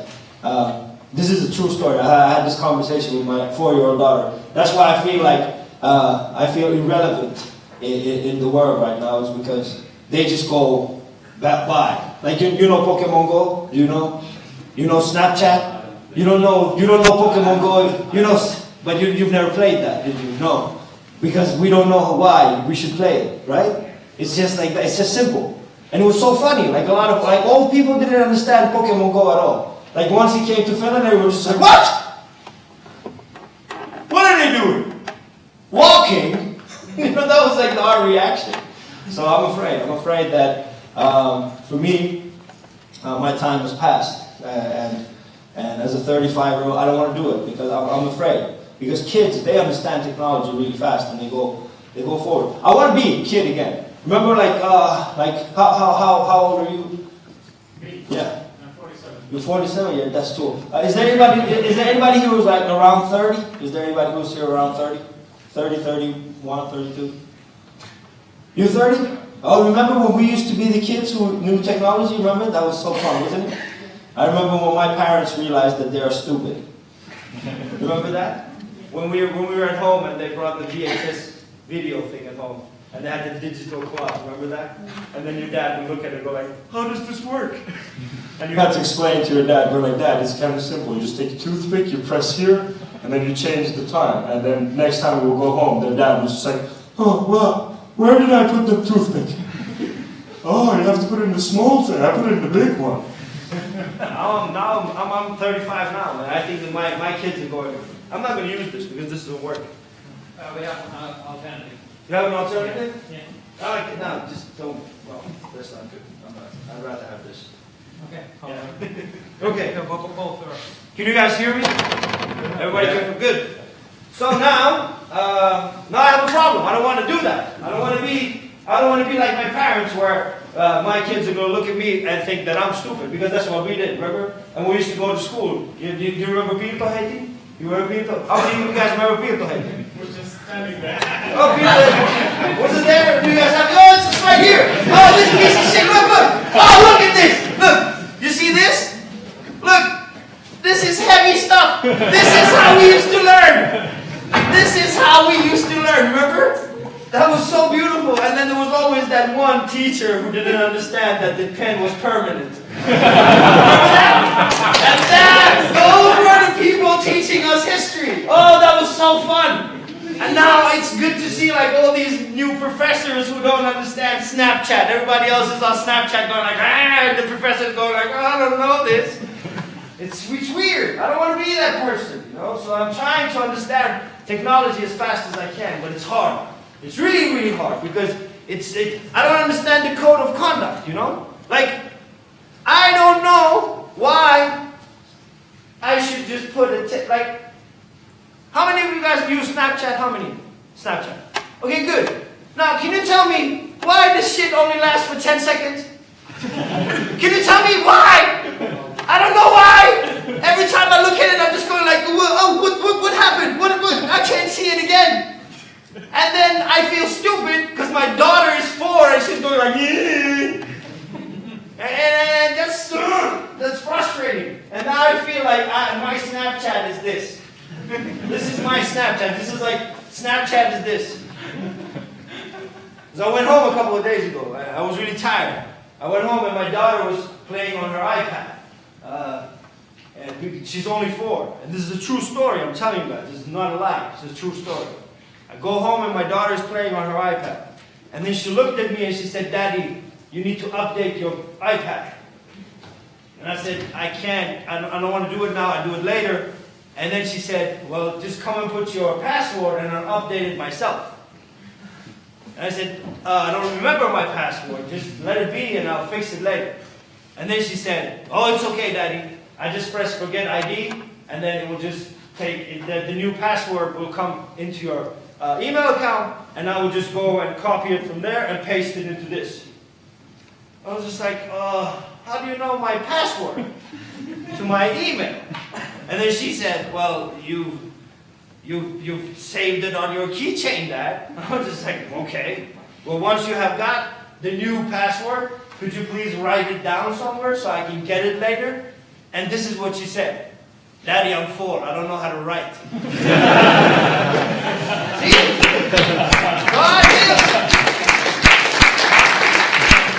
I think that irrelevant. Because I don't understand all this new stuff. I mean, I got an iPhone. I got like every time Apple brings the new stuff out, I'm just like, oh, I'm going to get this. And then I get the new thing, and I'm just like, how does this work? And then my daughter comes along and goes like, Daddy, it works like this. And I just go like, oh, for me. But you can't do that. Like, I mean, your generation could still hit kids, right? Like, you were just going like, what the fuck? But I can't do that because there's like people like them, like beautiful women who are just like, oh, you cannot hit your children. And I have to be like, so I have to suffer. You know? But anyways, it's good. I'm trying really hard. Lately, I've been trying to do different things, especially in the sector of media. I'm getting a lot of jobs because I'm the only immigrant who knows how to speak Finnish. And nobody else does. Either that or there's this like, I don't know if you guys, every time something bad happens in the world and the media wants to know the immigrant side to that, they always call me. I've sort of become this like, you know, refugee customer service. It's like refugee chat. You just ring me up. It's like, do you want to know what the refugees are feeling about this? Well, call 90800 Ali. You will get ready. Well, you know, it's understandable. It's there's a lot of talk. I mean, we're talking about it, right? I mean, you guys. There's a lot of talk about it. Last year was a year where we got a lot of refugees who came to Finland, who came to Europe, and now this whole talk about diversity and politics and multicultural politics, and these things are real right now. You know, people are really talking about them. They're focusing on them. And I don't know what's my take on them, man. I don't know. I mean, I'm just a comedian, and people want me to come and talk about these issues, and then all I want to do is just, you know, tell really nasty jokes. And then they just go like, but dude, that's not what we asked you to do. I'm just like, well, you called me. I'm the comedian. I never said that I was political and politically correct, and then you insist on calling me. But we're living like weird times, you know. And it shows. It shows everywhere we go. Like I remember, like back in the day, I moved to Finland in like '91, and that was like really weird because it was like me and 3 other dudes, like who looked different. It's just like I remember the first time I saw like a black guy in Pernio, because that's where we used to live, Pernio. That's like, if you think Lappeenranta isn't that good, you should try Pernio. Pernio we'll make sure that like, if you go to Pernio, then Lappeenranta will look like New York. That's the difference. And I remember the first time we saw a black kid like in Pernio, I was just like, wow, what the hell is this? And now it's different, you know. Back in the days, everything I did, I was always the first immigrant who ever did it. Like I remember, I went to the swimming team, and I was the first one. But nowadays it's different. Nowadays we have different kind of people and different type of kids, and which is cool because you know, we're building a world for. I feel that. Hello, you want to come and sit down? No, I will just look you. You just want to look at me? Yeah. That's weird. Don't be afraid. Oh, people just just go ahead. You guys can go and sit, so you don't have to stand. Okay. Yeah. Thank you so much. Thank you. Yeah. Okay. Thank you. You got nervous if I'm standing there. No, it's not that I was nervous. You just look weird. I've never had a show when somebody's here going like. I'm not saying you stand like this, but it's felt like that. Sit down. I didn't even notice that you came in. I was just focusing on him. But it's good that you feel important as well, my friend. What's the reason you guys came this late? What was the reason? Yeah. Are you like teaching something or? No, we were the judges and we had to decide on the winner. Oh, did you guys decide already? Well, I thought you were a judge. It's a different prize. What kind of a bullshit is this? Like, how many different judges do we have here? It's like, I give the prize for something else, and then they give the... So did you guys decide? Yes. Yeah? Is it like... Yeah? Was it unanimous? Yes. Yeah, but it wasn't you. It wasn't me. Sorry. Vittu mikä näsäviis. I had to look for the term in English, but I don't think that there is such a term in näsäviis. I don't think that there is such a term in English. Cheeky. That's not the same, is it? Not quite. No, that's why I love the Finnish language, because in Finnish language, like every word has like attitude to it, you know? Like I was in Sweden a couple of months ago, and they called their king Kungen. I was just like, Kungen, that's like, we can't have Kungen.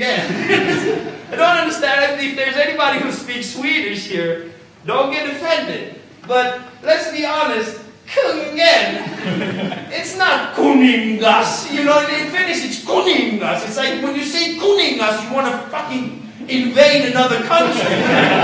But like when you say Kungen, it feels like it's Saturday morning and you woke up, I don't know, in Samolahti or, and you just went like, oh, I feel like a Kungen, you know? It's a totally different word, and that's what I mean, like Nasavisas, it's like fucking Nasavisas, but you can say cheeky, it's just like, it doesn't sound the same. Oh man, that's why it's, yeah, that's why Finnish language is beautiful. How many people speak Finnish here? I mean, how many people don't speak Finnish at all? Oh, wow, okay. Where are you from? Where are you guys from? We are Italian. Oh, Italian. Oh, that's so cool. Because you got the... Sounds good. You're from Egypt? That's cool. Yeah. Where else? Where else? Iraniasi? Farsi? But I know. I'm going to speak Farsi with those guys, man. I don't give a shit. I'm going to get money anyway. I don't need a judge. Samantha has to pay. He was signing the contract.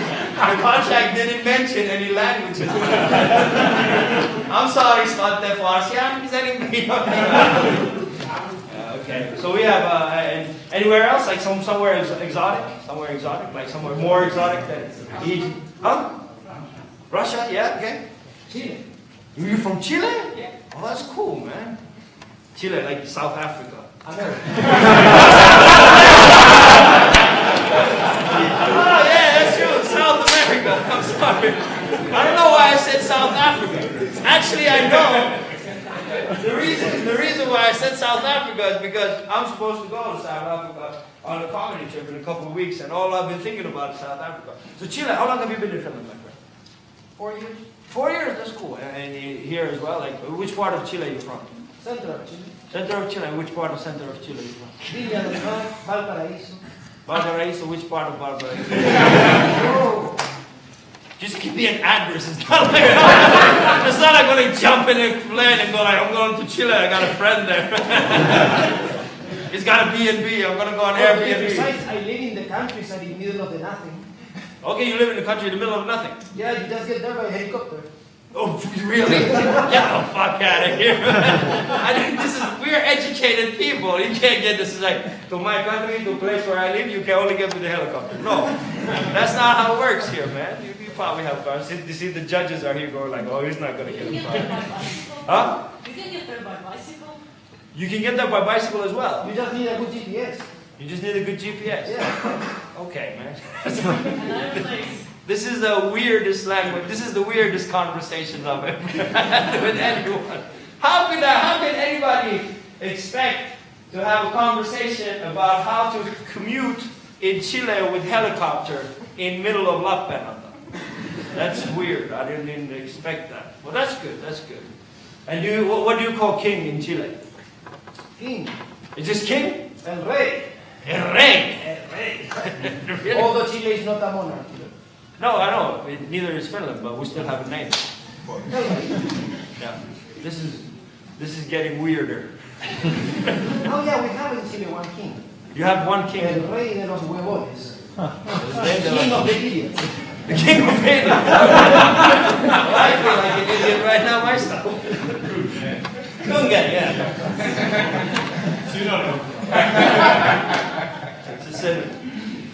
Yes, where was I? I was talking about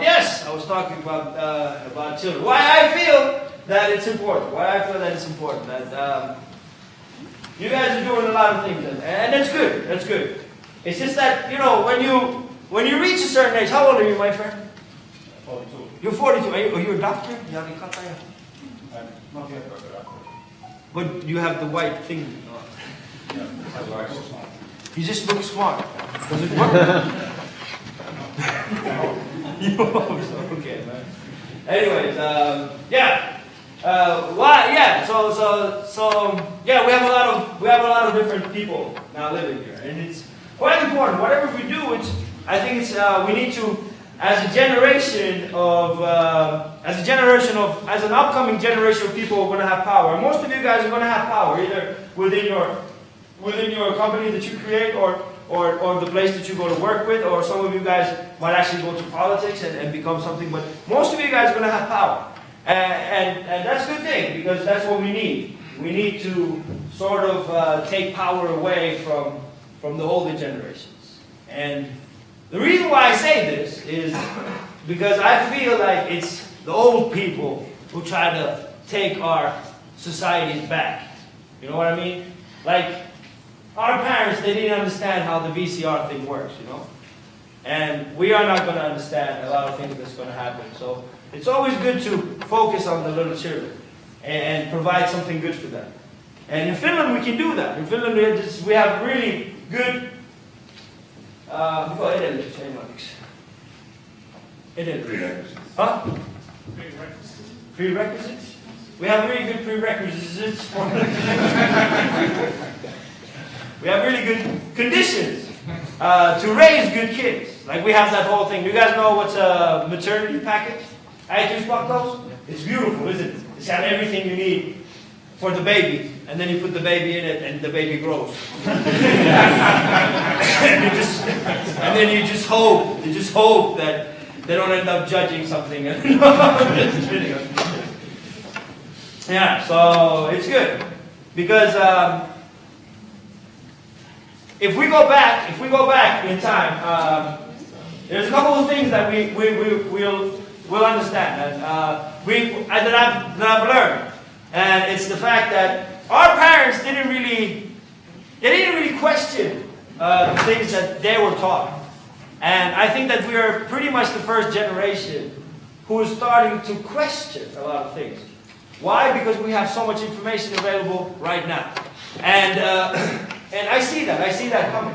Because, well, imagine this. Our parents, they didn't know much about different people, did they? Like, my dad, he doesn't know about anybody else except, like, his perception of a person is mainly based on their race and their gender. So it's basically male, female, white, black, Asian, or whatever. And we are pretty much the first generation who just going like, hey, listen, there are different people. Like, we got gender politics. We've raised the issue of sexual orientation and the equality of that. And most of our parents don't understand that. Don't hate your parents because they don't understand that. Hate it because of the system that they have been taught. And learn to challenge your system that you have been taught. And by the system, I mean this. Every single of us here in this room has the exact same way of handling when we meet another person. I see you, I ask what's your name, I see what you look like, and within a couple of seconds, I have a space for you in my head. I just go like, this is the guy, I'm going to put it here, and that's it. And the problem with the older generations is that they were never taught how to handle with something that they can't fit into their system. How can they handle that? You know what I mean? Like, if you come and then, I don't know, what's your name? Stefano, and if let's put it like this, Stefano. If you were a transgender person, instead of just who you are right now, a lot of older generations would have a problem with that, because they don't know where to put you in their head. But we don't have that. Like, we can challenge that. We challenge that. You challenge that. That's why they look at us and they go like, whoa, I want Brexit. I want Brexit because in the 1700s, the life was much better. When I had a carriage, you know. And, but our challenge is going to be how to handle that.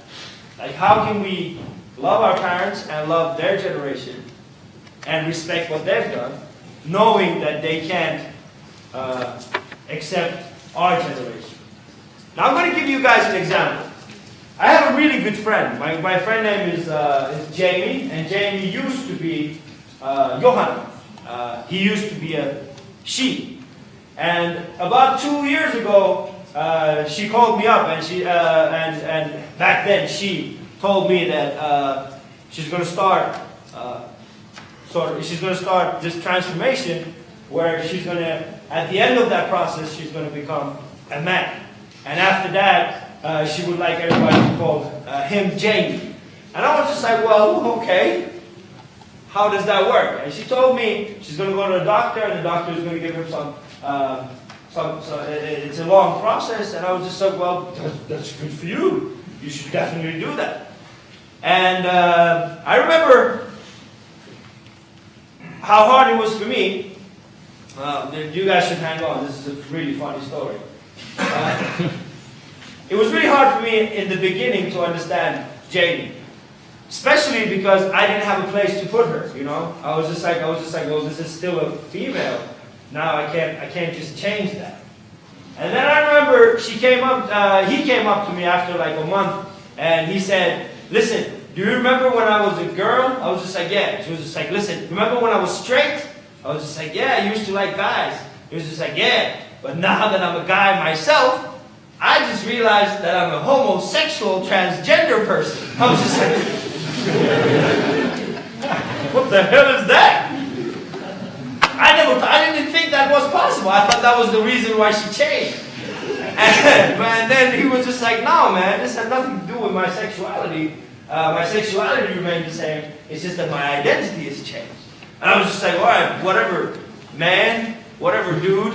And then a few weeks later, we were at this party, and then Jamie comes up to me and goes, just like, I want you to meet my boyfriend. I was just like, okay, let's do this.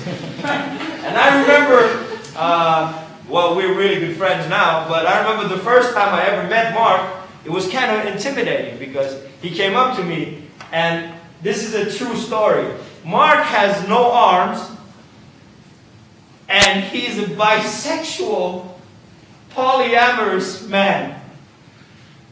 What? Exactly! I didn't know that shit either. I was just like, and then because he didn't have any arms, I was just like, I'm glad I don't want to, because if he wanted to shake my hand, I didn't know what to do. Like he came up to me, it was just like this. I was just like, see, so it's weird because we've never been taught how to handle people who are different than us. Anyways, I thought that was like, but you know, instead of going crazy and instead of blaming Jamie and Mark for what they are, for not fitting into my system, I just looked at them and I went like this. I was just like, listen, it's going to take me a while before I understand everything because apparently my system is the one that is going on like really, like it's not working very well. But anyways, after a while I realized the difference between the generations that we have. Because my dad was born right after the Second World War. He's not that progressive with the whole human rights things. I'm going to finish in a couple of minutes, don't worry. He's not very progressive with all those things. So, I remember the first time that Jamie came over to meet my parents. Actually, not to meet my parents, but as Jamie, he came over. Because my parents knew Johanna, and I remember I had this big party, and I asked Johanna, Jamie and the boyfriend to come, and then I told my dad, remember Dad, that we used to know Johanna, and my dad was just like, yeah, I remember Johanna. I was just like, yeah, well, now that Johanna, like, it's no longer Johanna, it's Jamie now. And then my dad was just like, oh, did Johanna change her name? And I was just like, not really, Dad.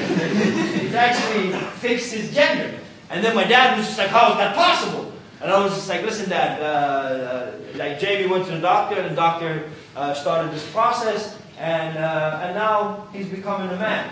And then my dad, this is what he said. He looked at me and said, are you telling me that my back hurts for 6 months, and I've been to the same doctor, and the doctor can't do anything to me, and now your friend is getting a penis? I was just like, nah, that's not really what I said. But here's the thing.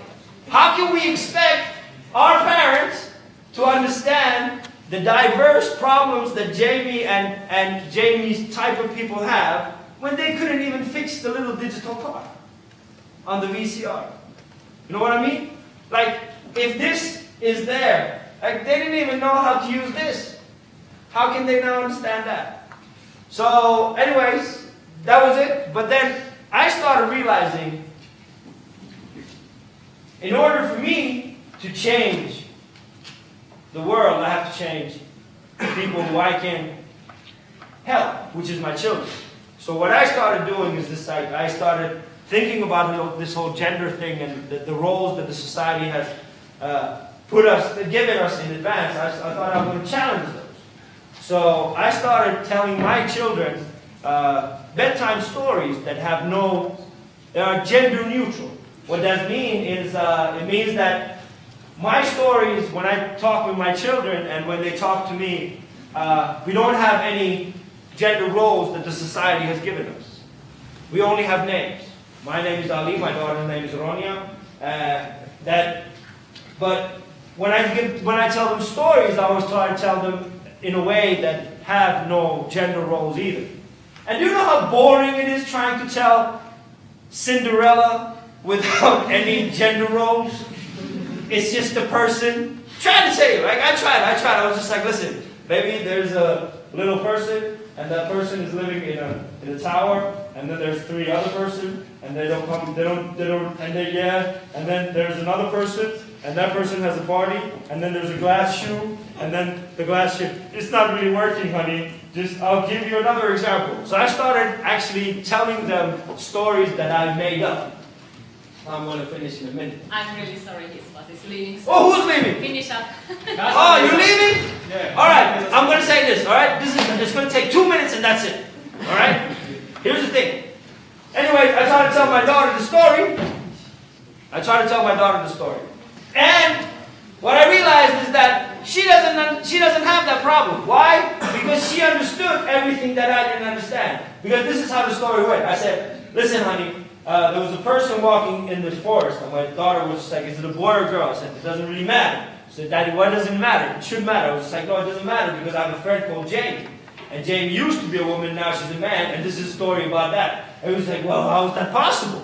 I was like, listen, Jamie went to the doctor gave him some pills, and now Jamie is a man. And my daughter was just like, please don't take me to the doctor. I said, I'm not going to take you to the doctor. Don't worry about it. He was like, please, because I don't want to be anything else except who I am. I was like, you can be whatever you want to be. But just tell me what you want to be. And she said, I want to be a princess. I was like, but you can't be a princess. Because then you have to be a king. And I can't be a king. If I want to be a king, I have to go over to Sweden. And because that's the nearest king. And then I have to kill that king in order for you to be the princess. And then she said, well, you should do it then. I was like, okay. Anyway. You guys just go ahead. Yeah.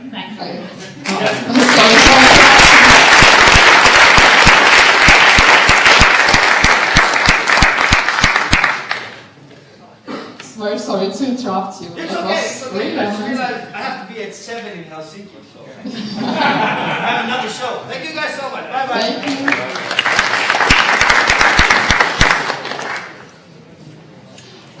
After heated debates, our judges have made a decision and they are ready to announce who is the next winner of Villi Idea.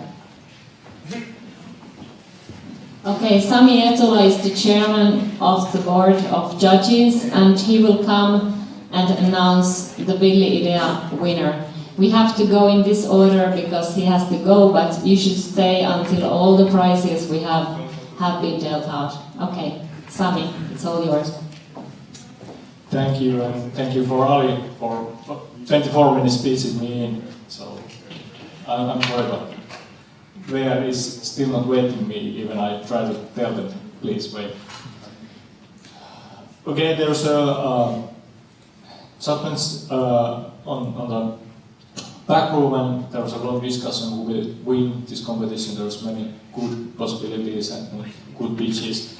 But anyway, we find one solution there and one company who will win. And I can read some words about this company, first in Finnish. Idea on konkreettinen ja toteuttamiskelpoinen, hinnaltaan kilpailukykyinen, Varsinainen ratkaisu on kehitetty erikoistarpeeseen, mutta samalla se voi tuoda oivaltavalla tavalla helpotusta usean ihmisen elämään. There was concrete idea which was also executable. Price is compatible. The actual solution was developed special needs, but same time it could help many people life. And the winner is Husky Hearing.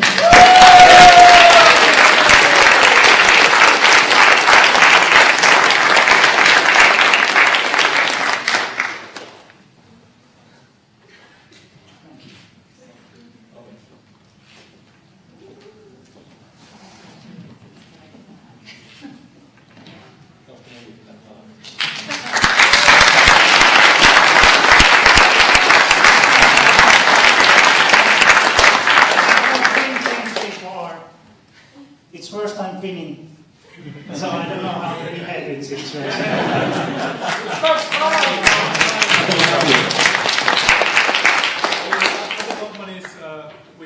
We'll said Laura will contact you and we will discuss a little bit more with you and give some advice and so on what we were discussed on the judges at the background.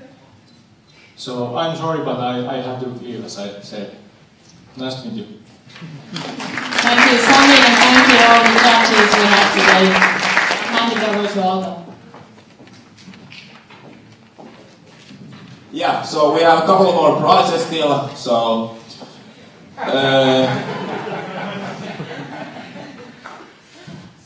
we have 4 more prizes, and the last one is the MacBook lottery. But before that, we have Team Finland Award, which is given by Petri Katajamäki. Please welcome.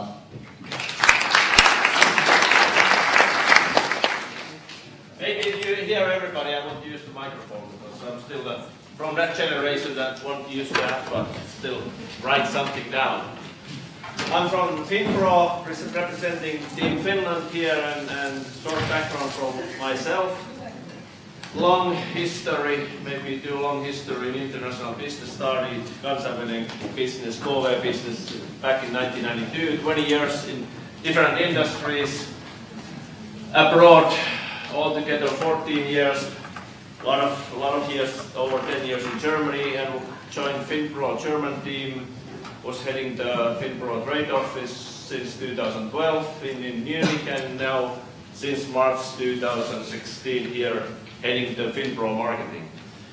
And of course, from the background of the sales and marketing, I was also thinking about bit of the competitors and the pitching regarding the marketing and their sales approach. I think everyone had very good solutions. I have a few words of those. I think the IO Clinic, what was very positive was that that you were being testing it already with the doctors, not with the end users, and so I think that was a good one. I still had a bit of lack of getting to understand your real offering and what solutions you're offering or solving. The dream zone, I wrote interesting. I think it's very interesting. I think everybody, you find a solution. I just give you a few comments to the dream team also. That dream zone, and I think you have to think about you're about branding.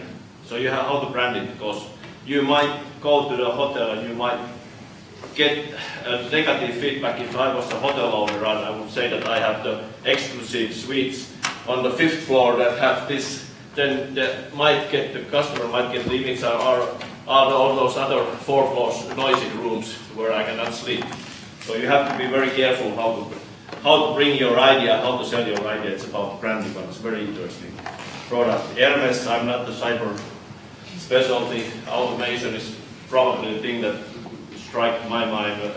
There's a lot of offering and there's certainly the potential. So I think you have whole global business and the potential there if you do it in the right way. Hypercleans had a bit difficulty also to get to the point that what is your real problem that you are solving. And I think you are in a very early stage. You have this idea, and I think it's the health business and overall business is very, very crucial, very interesting. All you guys, most of out of the 5 products, you are more or less 4 products more in the health or welfare. So I think you have to also think quite carefully about the business business practice, what is the decision-making process? Because you might have a different kind of argumentation that you might not think about in a process like selling to the hospitals and in the healthcare system. So you have to think, you have to take a deeper look on the market and how it functions. And Husky Hearing, I also have this point of interest in, and I think my selection also from the Team Finland side, as the Husky Hearing has from our perspective the most potential. So the Husky Hearing will get the Team Finland proposal. That means that we don't usually give it to the startup phase companies. That means that you will be evaluated and you will get the Team Finland palvelu concept, meaning also including Tekes and Finbear and all the potential, so you will have the package of potential. It's no promise for anything, but you will be taken good care and analyzed carefully also in that respect. So, and in the meanwhile, you don't get champagne now, because you get the champagne with your first million. Now you will get only a good bottle of sect. So please come down.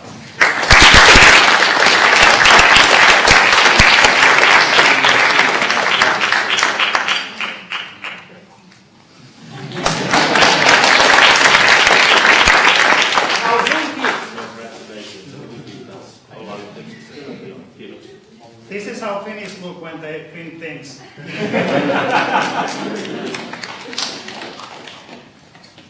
So yeah, and congratulations again. Next we have Onni Hietolahti giving Tamora Legal Oy prize. So please welcome. I think that I also try to manage without the microphone. Good to be here. And first, thank you to all the organizers. This is first time for me to be here, and nobody has so far thanked you. So thank you for organizing this great event, this great competition. It's really wonderful to see all, and actually to hear that there has been over 100 applicants for this competition to begin with. So this is something wonderful in our region that we heard from Ali a few minutes ago, that is not that great of a sort of a population is small, but entrepreneurs are great. Okay, my prize happens to be in size a bit bigger than the main award, but I still think that this unfortunately is a bit smaller in sort of amount. I was impressed. Now I was impressed by all the competitors and really would have been ready to give it to any of you. But the one that I'm handing this award, which is legal services from our company for the selected award winner, I was impressed by my choice. When thinking of my choice, I was impressed by the sort of, to me it reflected the wild idea a bit more than the others. He was trying to sort of attack a really narrow niche market. It was realistic, and it was to me also very sort of concrete in terms of implementation. And my or our award goes to Ayopi.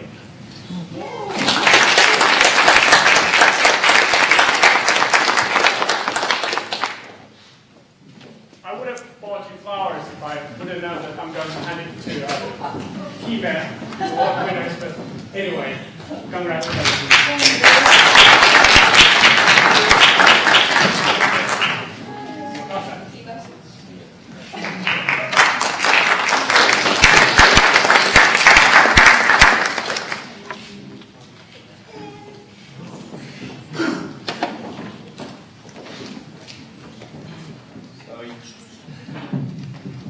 Oh, sure. Yeah, so we got over 100 applicants for Billy Idea, and these two are kind of special prizes. The first one is Octo 3 for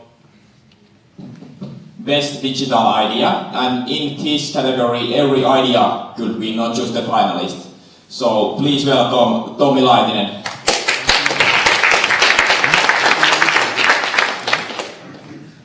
Okay, it's very nice to be here. I'm honored to award the best digitalization idea in its own category. And as said, we analyzed all the ideas on that category among all competitors. Little bit about Octo 3. We are software development partner. We are building new era products for any corporation or organization building something software related. Nowadays it's said that every company is a software company. There are not much ideas in this competition which cannot be implemented without software. That's why our prize is a software development service package awarded valued for €2,500, which is going to help concretely the winner to develop the idea further. What is good idea? In my opinion, good idea is only a very small part of the actual business plan.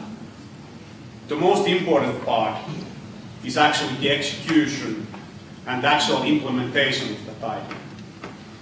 We have picked our winner based on the fact that it's very concrete, it's easily implemented, it's concrete business idea which can be easily bring into the market. It has been a difficult choice though, and I would like to give positive feedback on all the pitches, all the ideas I have seen during the day and also earlier in the process. Ladies and gentlemen, competitors, jury, the Octo 3 Best Digitalization Idea 2016, which also included 2 beanies, because there are very cold out there for the entrepreneurs. The idea award is given to Anni Kasanen, Virka Hostikka and Ajo Klinen.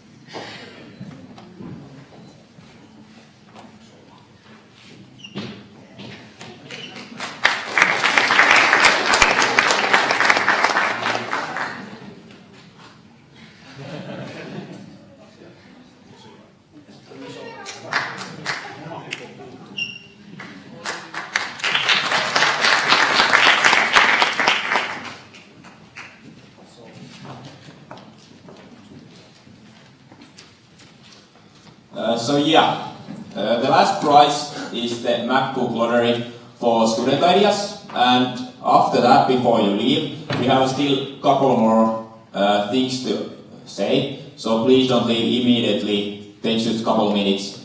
But now it's time for the lottery, and Laura Pelpri from Kehy, welcome.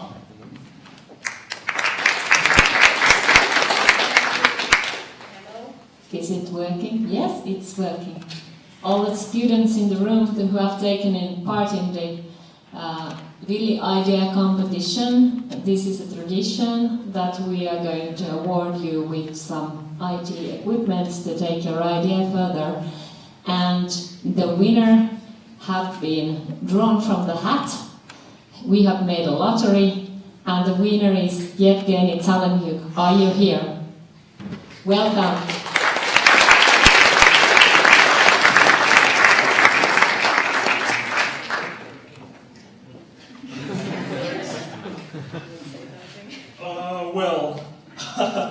I'm a bit shocked or even surprised. No words for now, but at least I want to say thank you for the organizers of this event. You're bringing a good possibility and opportunities for all students, for all people in university campus. And I want to wish good luck to the winning team. I hope and I believe that your idea will be good developed and you will succeed. Thank you.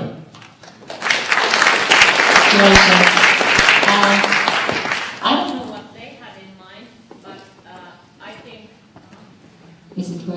Yeah, I think we should take a picture with all the finalist teams before we go, but maybe Verdi had something else in mind as well. Olga has something in mind. Great results, amazing prizes. My congratulations to the winners, to the winner and the nominants of the prizes. We will continue later with after party in Cora.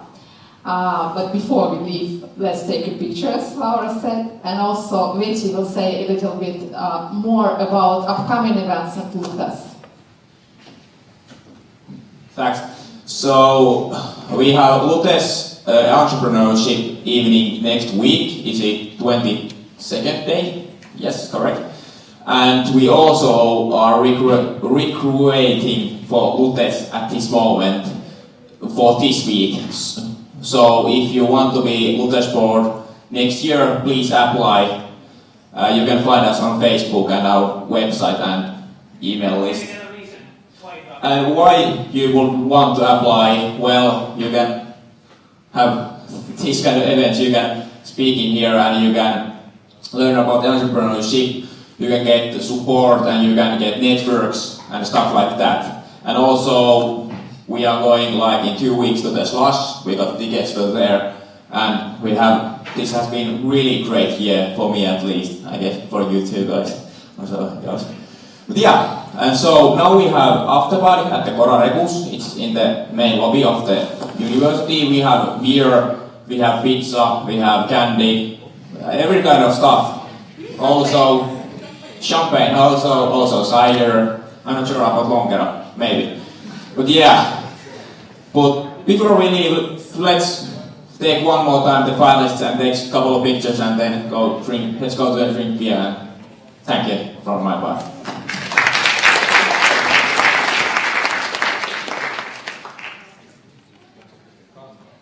All the finalists, please welcome to the stage, and also jury, those who didn't meet in Helsinki.